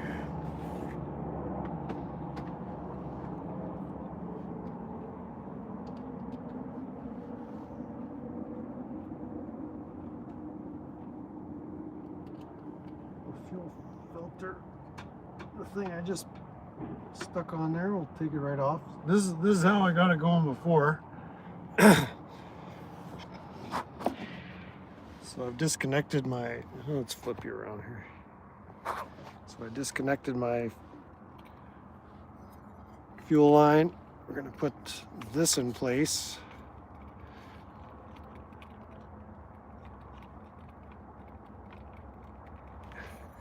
Just slip it on there.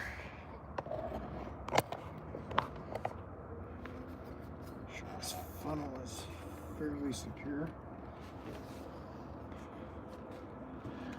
Put a rag underneath because it's going to drip.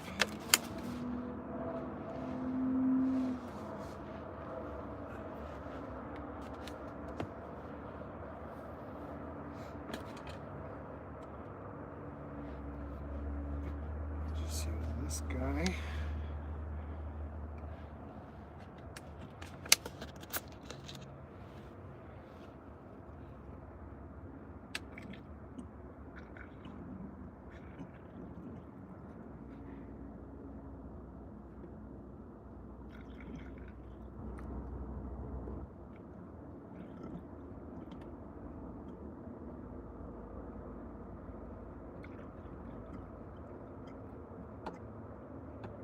Okay, so that's pretty much full.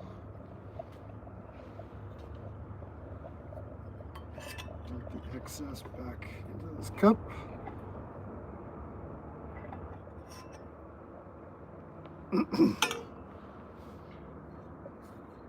Slip this off. Let's see if anything else comes into the cup here. Alright. Place this.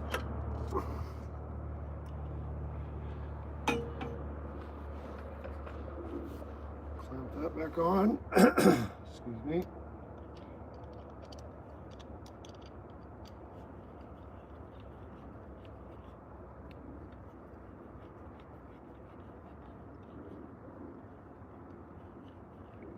Closer this way. There we go.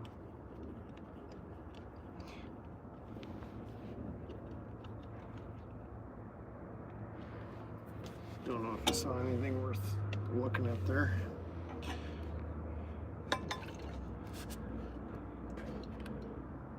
Okay, we'll leave the whole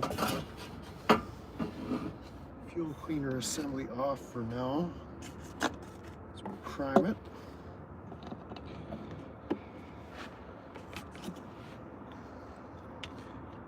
Although there should be enough in the bowls to pump it.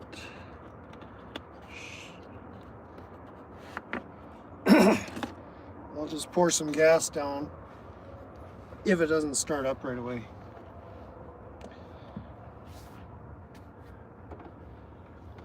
I'm just gonna make sure we have our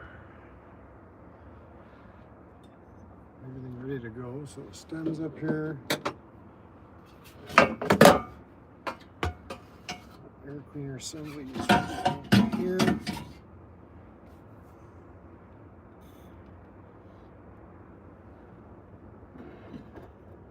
Fuel up here, and pull you out of the way just in case you get a flare up of some kind.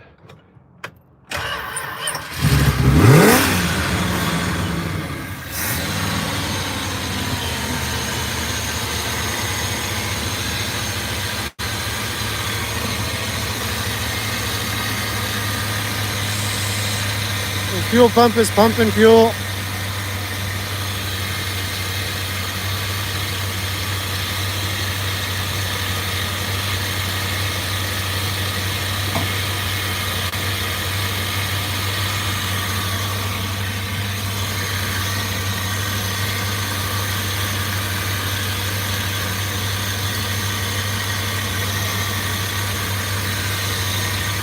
That bend is a lot nicer looking than the previous one.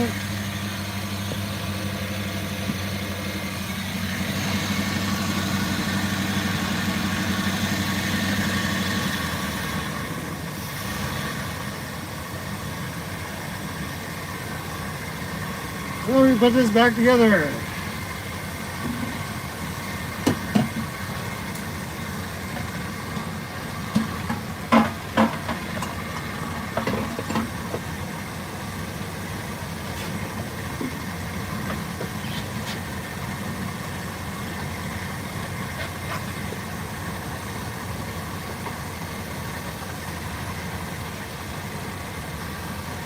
See what the chatters think of all this malarkey.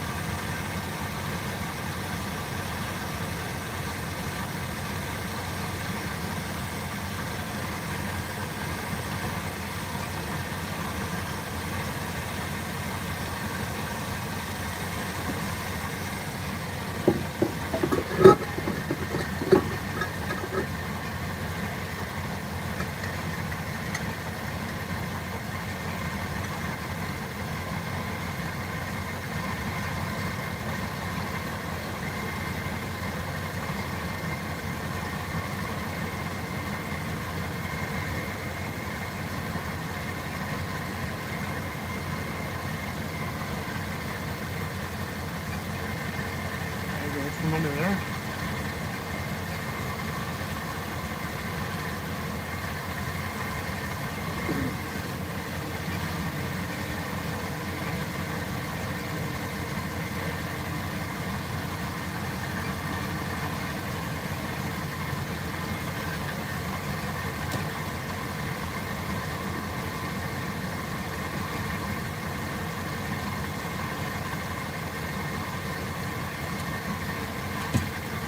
You can see inside the doghouse here,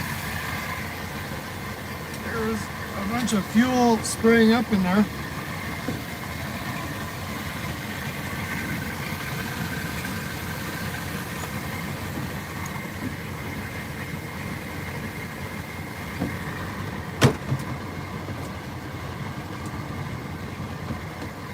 So is that just cheap fuel hose?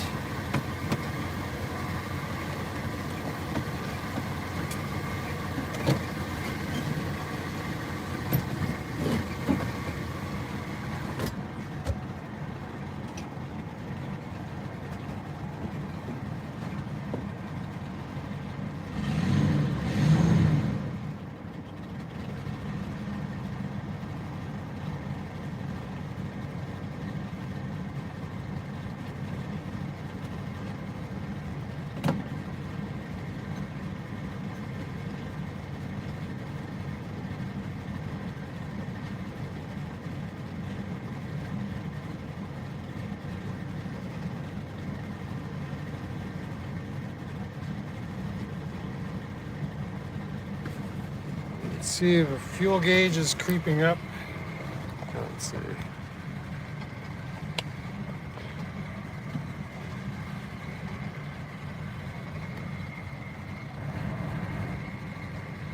The temperature gauge is right buried.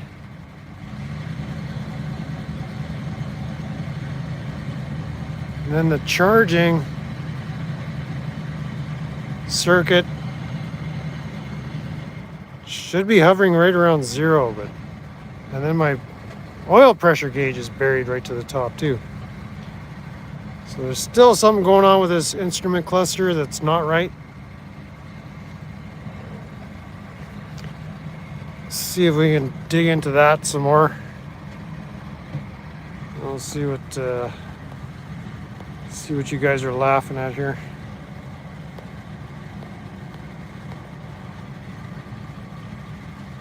All right.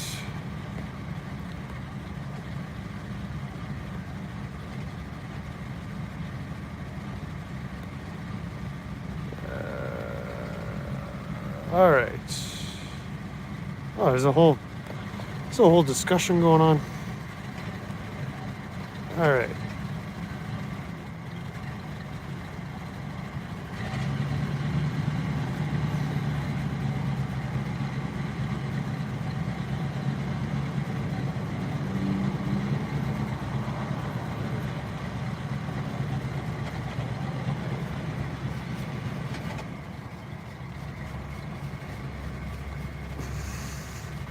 Engine's not overly hot as far as I can tell. Well, it's idling a little rougher than it was before. Reading through the chats, don't see a lot of fretting and wondering. Yeah, we're not terribly concerned about you often. What's the matter with you if you're still here?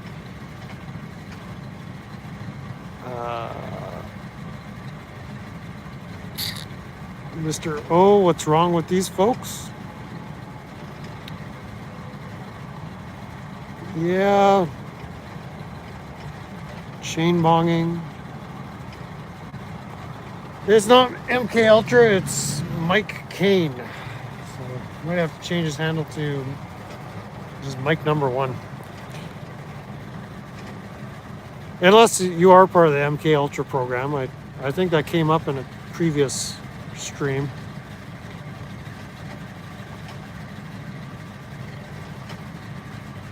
But I don't think Mike has anything to do with MK Ultra. I could be wrong. What's the matter? He's wrapped up all his rugs and they're all rolled up.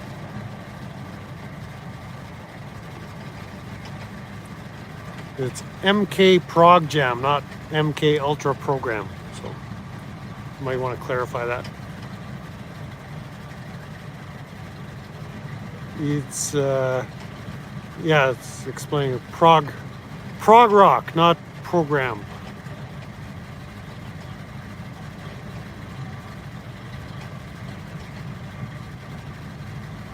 Mike Gooder, Mike the Worm Guy, yeah.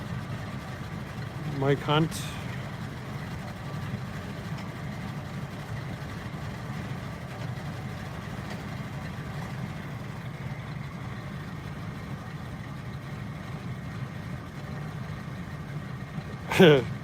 Tara knew a Mike Hunt.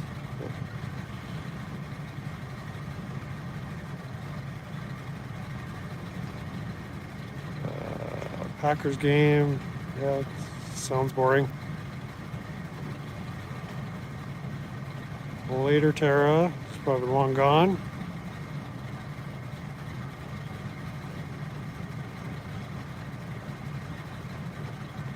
Well, let's go for a little drive around the yard anyway.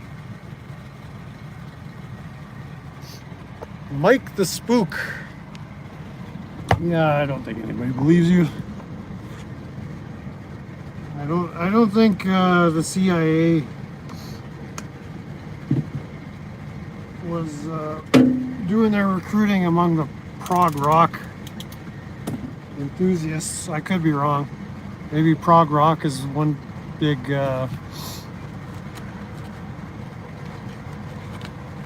intelligence program. I refer you to Miles Mathis for more background on that. MilesMathis.com or whatever his website is. He doesn't have a YouTube. If you see Miles Mathis on YouTube, it's not him. He just writes articles.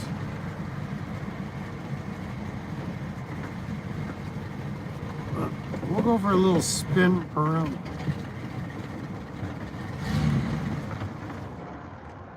Or not.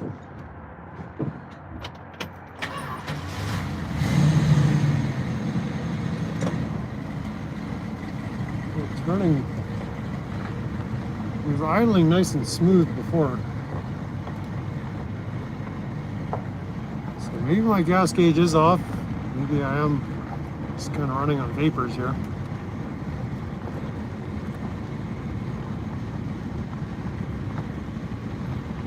Let's go for a little drive around the neighborhood.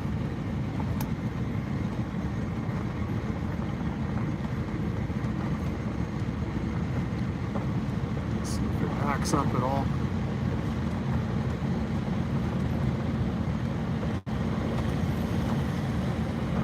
I do have to straighten that mirror out. I can't see anything out there.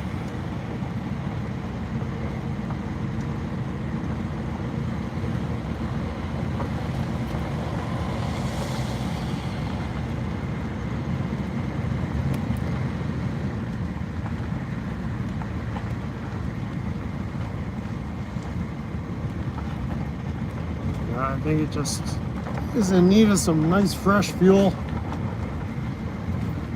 and that's gonna take care of the majority of the remainder of my problems with this. As he speaks too soon.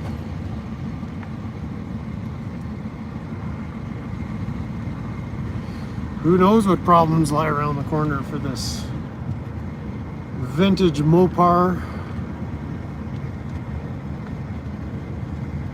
machinery here. But there's a nice puddle of gas that spewed out. This carpet is kind of saturated, but it was going to get ripped out anyway.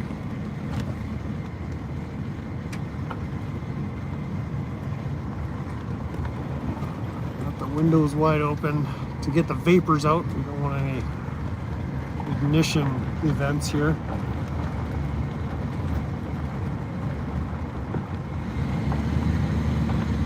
And this is a trucking yard, so I don't want to open it up and start speeding through the yard. There's cameras everywhere, and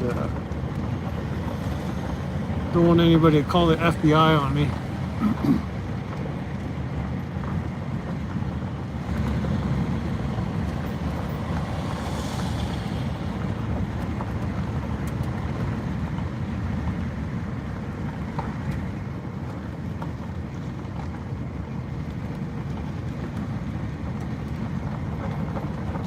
Secure gate.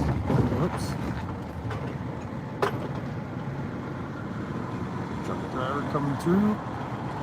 And pass.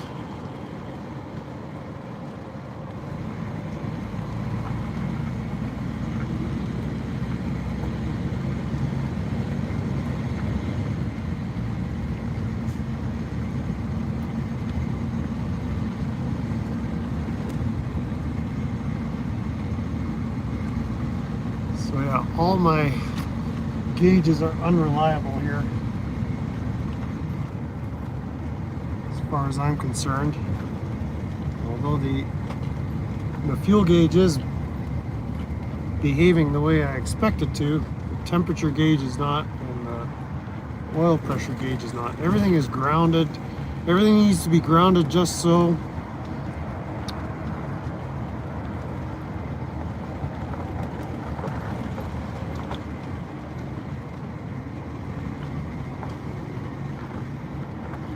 oh yeah, we left a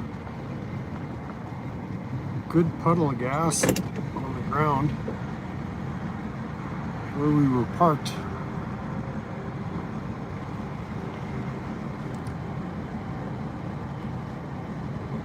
Mr. Osgood's after dinner. I've lighted a smoke.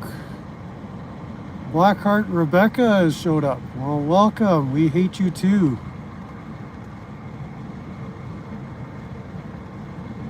Peace out, MK Ultra Mike. And welcome in from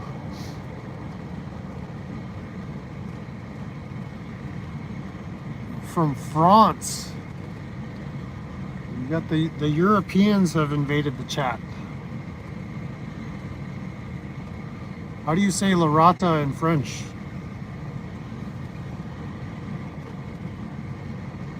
So we've succeeded in starting the RV. We've succeeded in not burning down the RV. Although we came pretty close in the last half hour. We're just gonna go grab a couple of items out of the truck and walk it up, and we'll go for a little ride.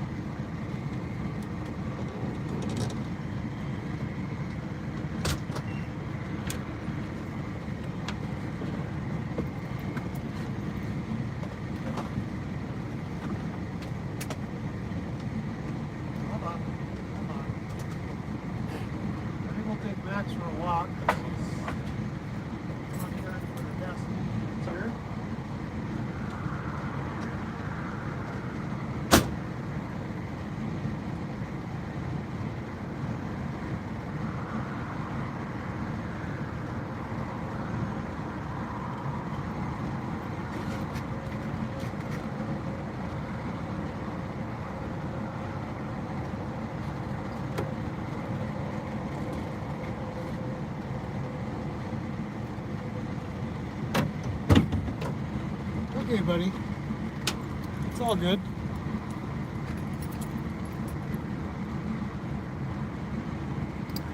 Okay, you go out.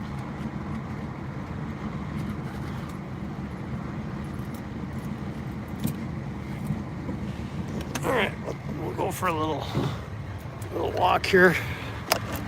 See if Max has to go wee-wee. I'm to grab some food for myself. I'll grab some food for Max. I may not come back here tonight. May just leave the truck here and pick it up in the morning. So a little bit of dog food for Max.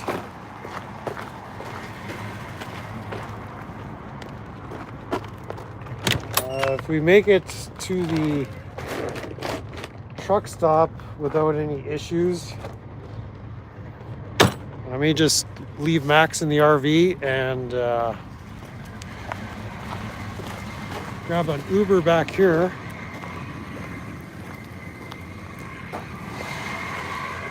Oh, we got most of the lights working. There's one marker light up top that's still not working. I've got a replacement.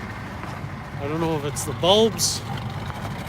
It's just running a little nasty right now. I got all the lights working. Signals work, backup lights work. But it is getting pretty rank smelling in there. So, all right, lock this up. Oh yeah, I'll take a phone charger.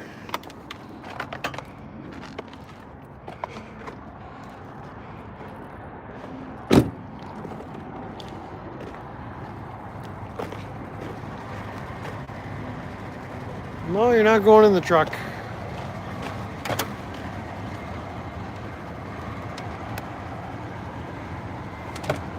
We're going back in the stinky RV right away.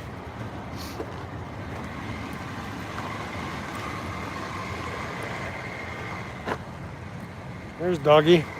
Let's see what the chat is saying here.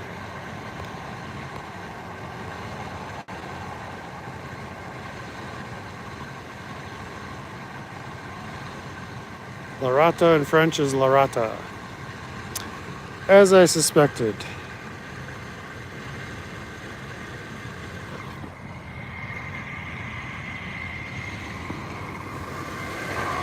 I don't know if you could see.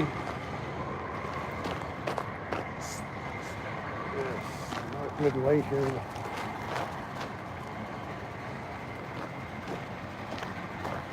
It's a dark patch on the ground. Trust me, it's there. That's some fresh gas that we just spilled with that fuel line that burst. So I'm fairly confident that that fuel line is adequate. You gotta go peeps, Max? You gotta go pee-pee?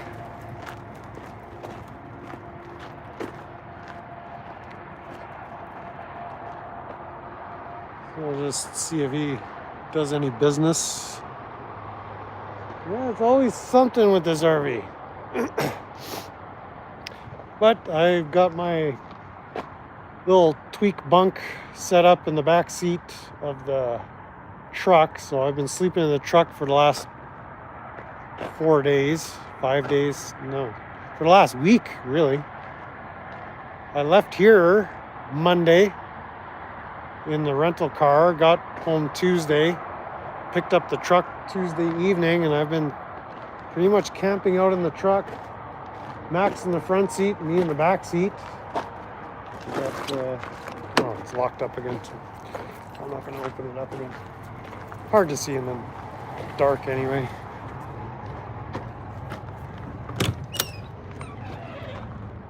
This rag is all gassed up. Let's get this out of here.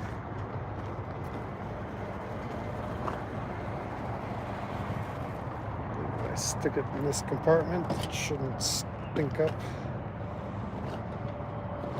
No place. Should probably just toss it. I've got a little bit of fresh fuel as a reserve in case I do run out of gas, if that gas gauge is lying to me.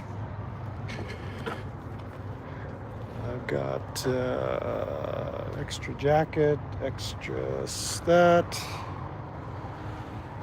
All right. I've got some stuff on the counter that needs to be put away.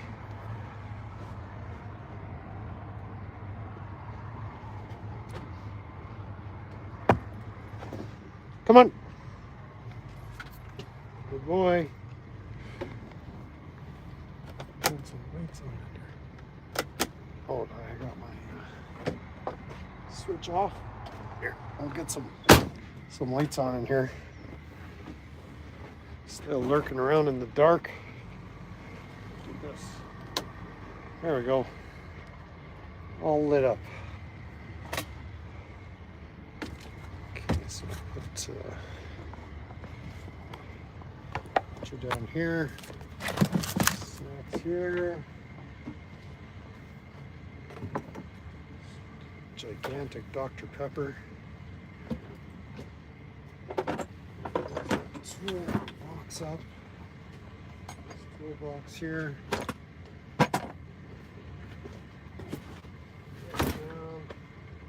Nothing's gonna fall there.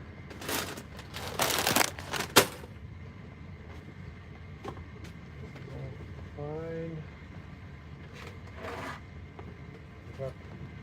Got some healthy food. I got some veggie tray and a Greek salad to snack on.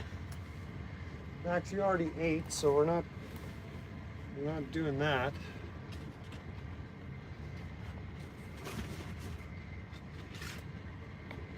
We're not. There might be some snacks for you, but he already had treats today. Might get a couple of pieces of jerky later on. Okay. This drag can go in the back. Make sure everything's ready for the road.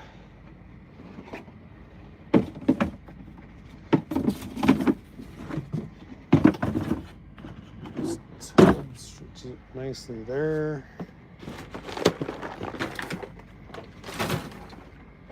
Go there. This nasty jacket can sit up here. Overnight bag can come up here. Yeah, we're almost ready to go for a little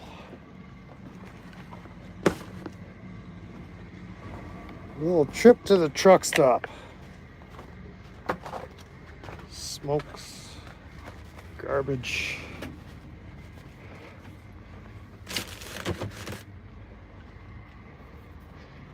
Take your leash off.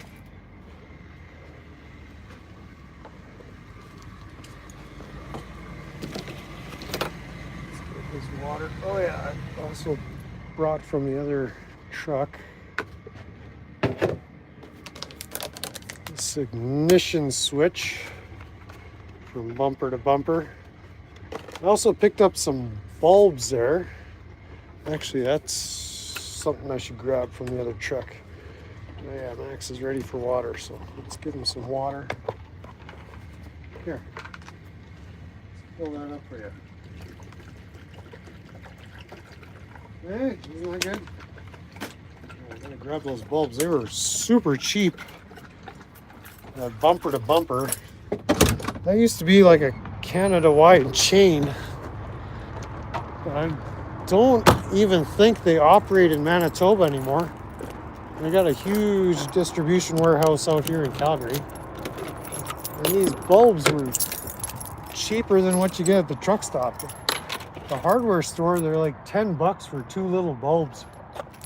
What's this? Oh, this is the ignition switch. This can go in the truck and the RV. Take my sunglasses. I think I got everything else I need there.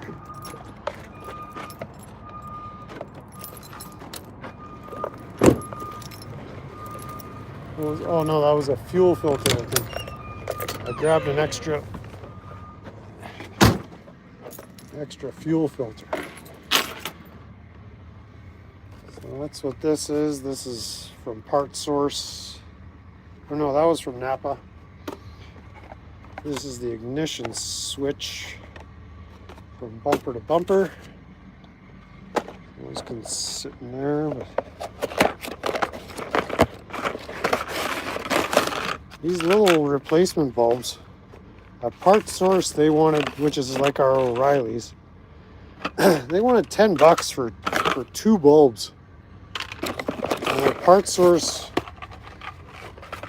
they were like, these were $2, and one of these other styles were like $1.20 or something, which is much more realistic of a price, if you ask me.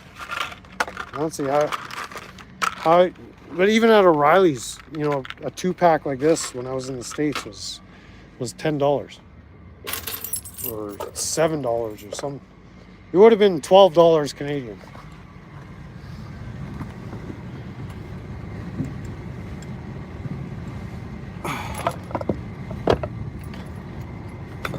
I think we're pretty much ready to ride here.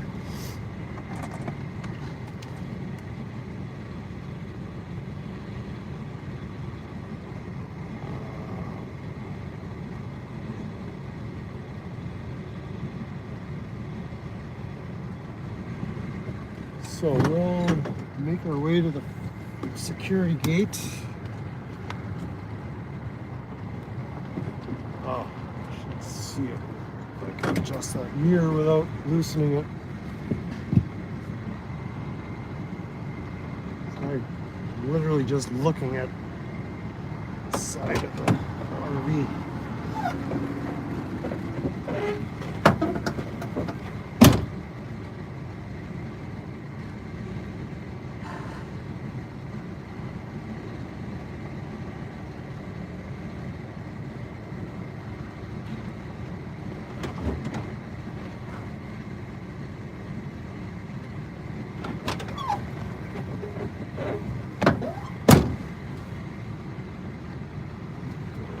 Too much.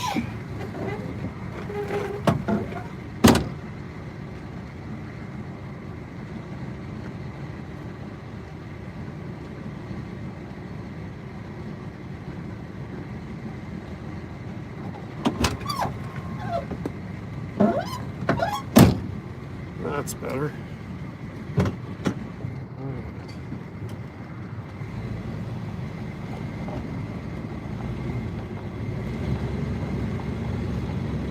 So we're in an industrial area here.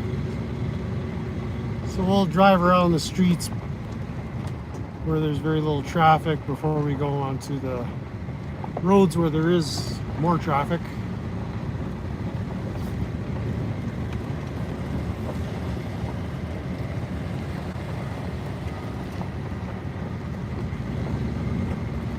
See how it accelerates and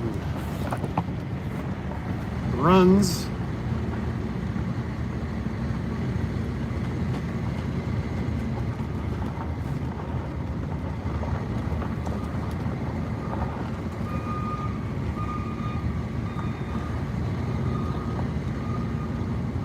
And we'll have to phone security to get let out. So it's one.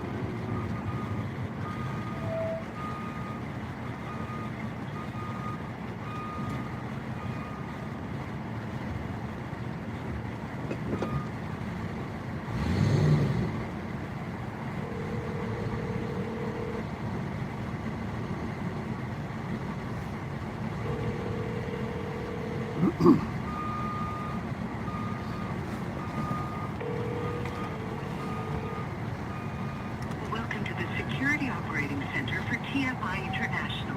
Please remain on the line and an operator will answer your call shortly. This call may be recorded for training purposes. Bienvenue au centre opérationnel de sécurité de TFI International. S'il vous plaît, restez en ligne et un opérateur vous répondra sous peu. Cet appel peut être enregistré pour fin de formation.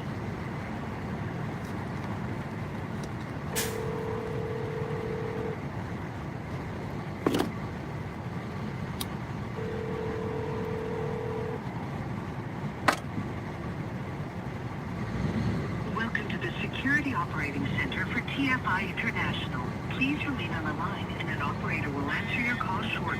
This call may be recorded for training purposes. Bienvenue au Centre opérationnel de sécurité de TFI International.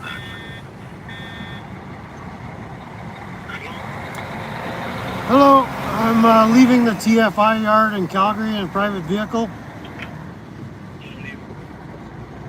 My first name is Brent.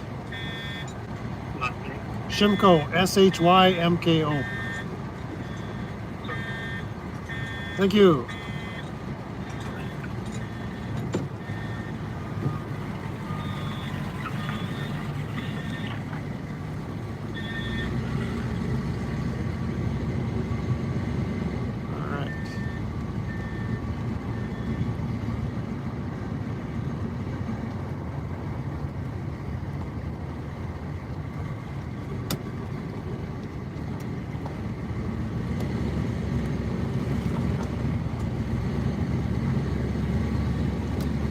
So there's actually another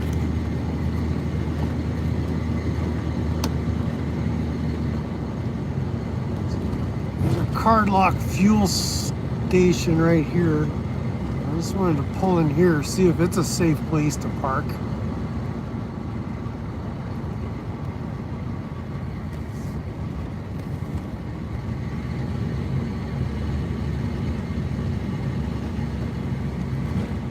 But the truck is really safe where it is right now. I would just kind of prefer to have both vehicles out of that trucking facility, trucking terminal.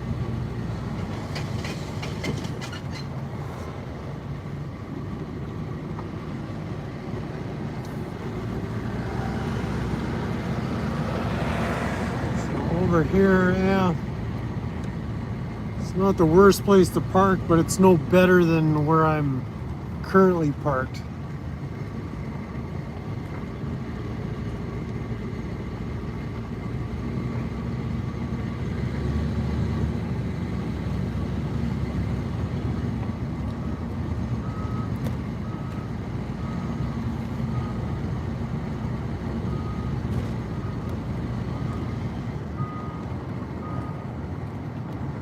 So we'll go hit the streets for a little bit.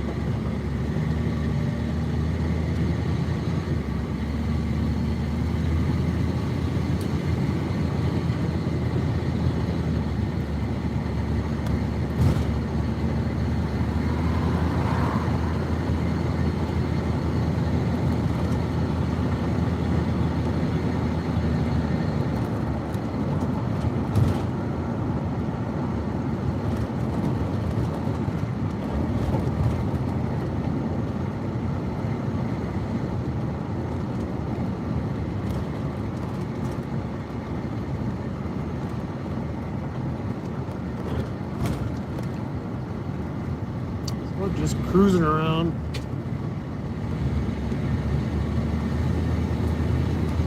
Tweaking around. That's what we do. There's still actually people watching this. Unbelievable. Scraping the bottom of the barrel. That's what this is.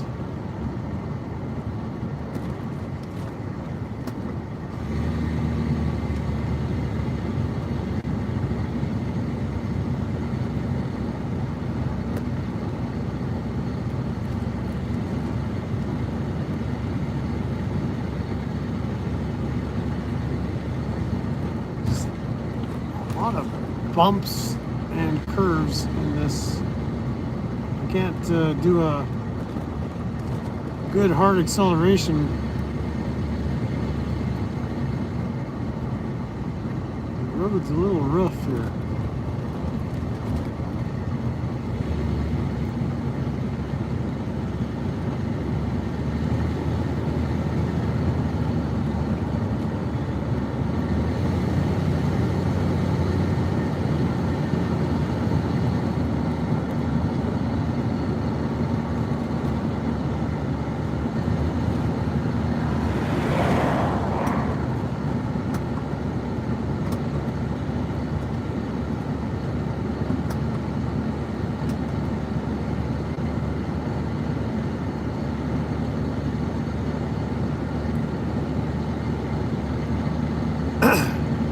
pull over right away, see what the chatters are up to.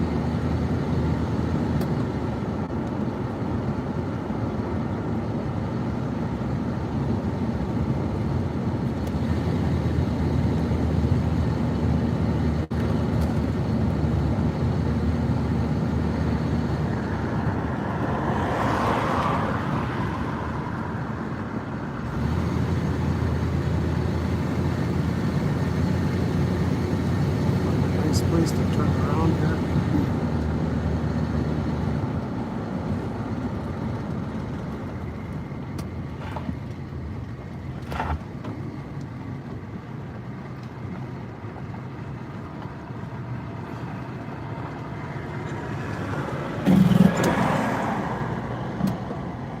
Stage is running a little rougher than I'd like it to. Could be just that nasty gas. Pads of my fingers don't even resemble human skin anymore, so when I touch the screen it doesn't bring up the chat. Okay, let's see here.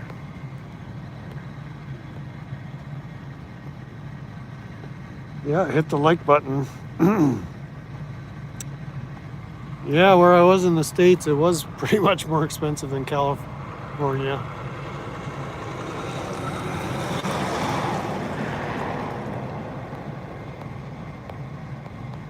Chat disappeared again. Come on. I'm tapping the screen. I'm double tapping. Do me a favor and double tap. Double tap that screen. Got towed to the trucking terminal.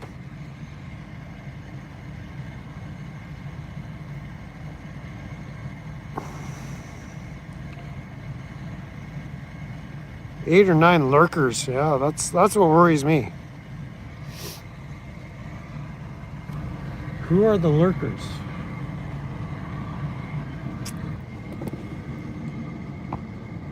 So yeah, just to give you more background on the saga. So last Monday,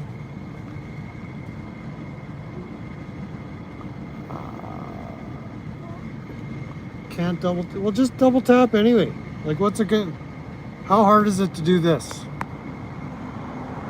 Just do it for the fun of it, for practice. Just double tap for practice in case I do a vertical stream. In horizontal, it's good practice to just get used to that double tap. So Monday I left my buddy's place, I don't know, 10 o'clock, 10:30 in the morning. I had arranged to meet, or I had called Foothills Truck and Trailer because they were able to hook me up with some tires, but they use a mobile service for tires. They don't do tires themselves. So they said, we'll get a hold of our tire guy and he could be here around 11. So I called him back, said, I can't be there for 11. Let's make it around 1:30. So I took off from my buddy's place, died on the freeway, called AAA or CAA, Canadian Auto Association. Here it's called Alberta Motor Association. So AMA came, sent a truck, picked me up, and dragged me to Foothills Truck and Trailer. And I got here maybe 4 in the afternoon, so just before closing. So we were able to set up the appointment for the tire guys. And then once I was at the trucking terminal with the RV, I took an Uber to Enterprise Rent-A-Car to go get a rental. And then came back with the rental, picked Max up, and then we headed for Winnipeg. And so the RV is, when I got back with the rental, the tires were already on the truck. The guys had showed up, and so I said, Hi guys. Thank you very much.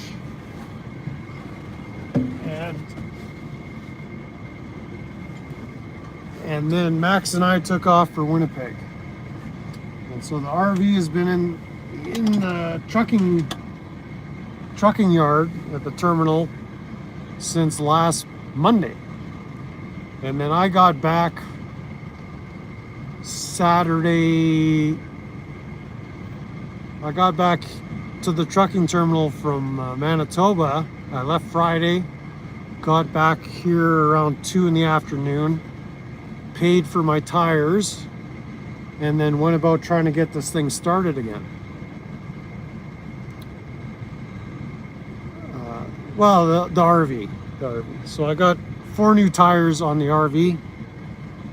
I bought some new used tires back in Winnipeg in the springtime for the other truck, so those are good tires.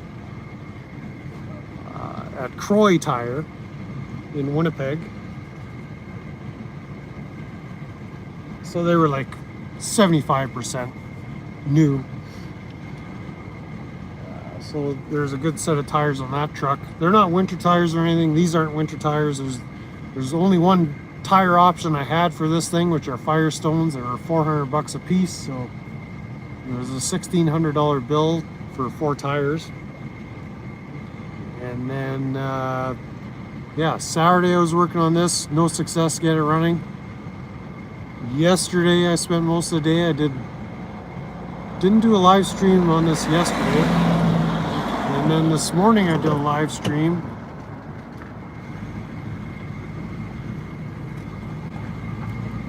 In regards to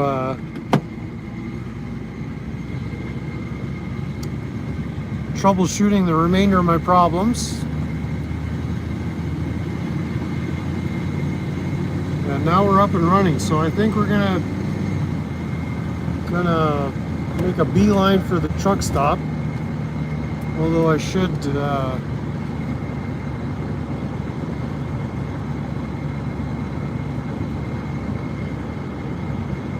look up some directions how to get there from here. So I'm gonna pull over again. Go into another.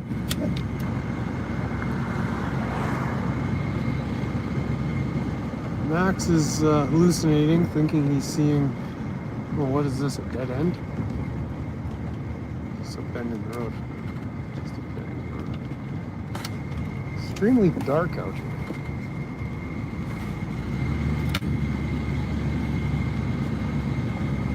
So,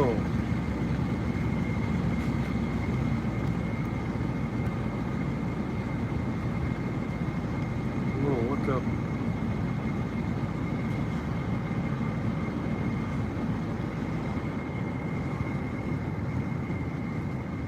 Get onto my avenue from there. I think so. I'm just gonna pull over on the side of the road.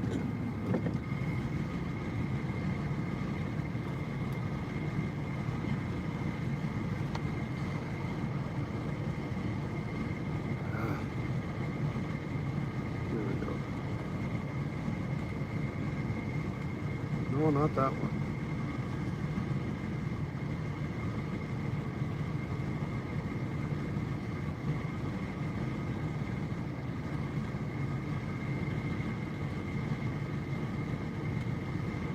This one.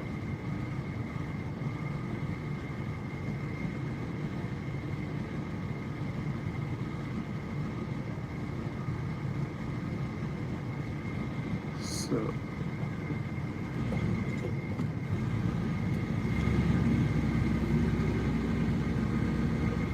Go to 61st Ave.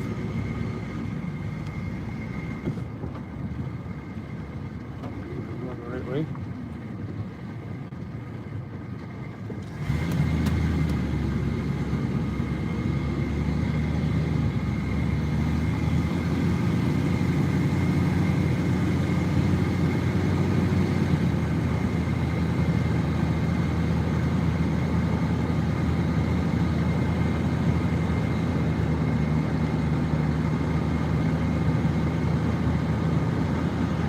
Maybe. It says 14 minutes away. We'll see how far we get. See if this thing will run for 14 minutes.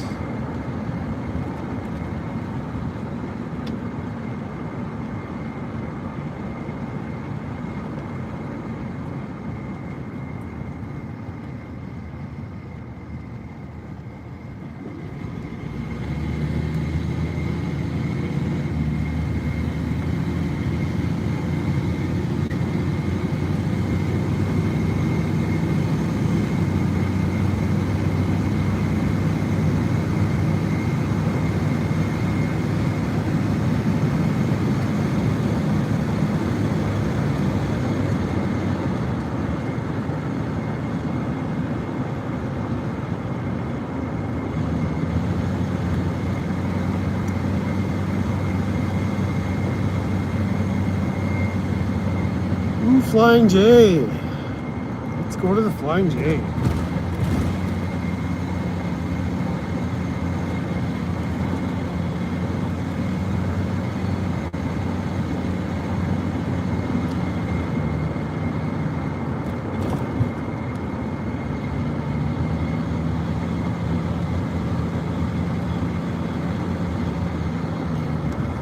Reminds me of buckle up.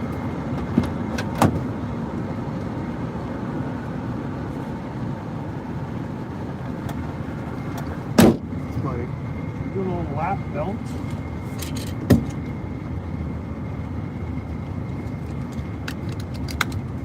No shoulder harness with the vintage Mopar. Oh, hell no.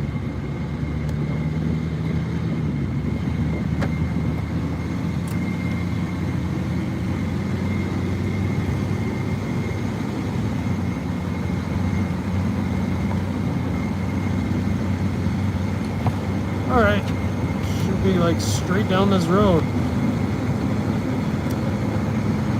See how far we get.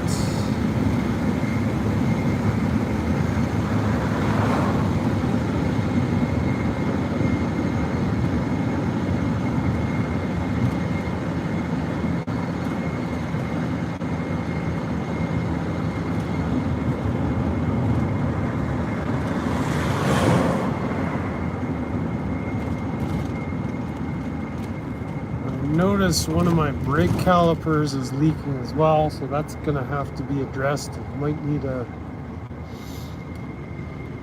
new cylinder. So I'll have to stay on top of the brake fluid. I noticed it when I was in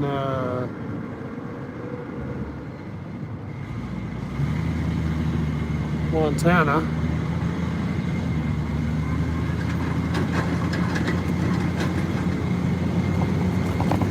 Where we came from.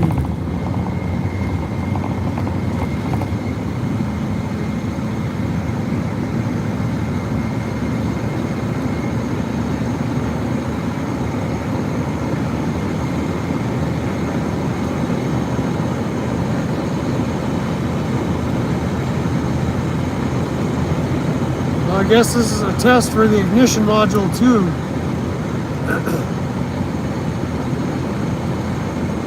Quite possible that the ignition modules are still an issue. That's why a short little trip like this is a good test.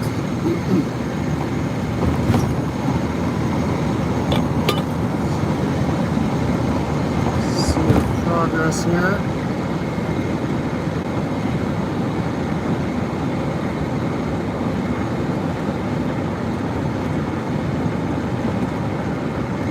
It's pretty smelly in here.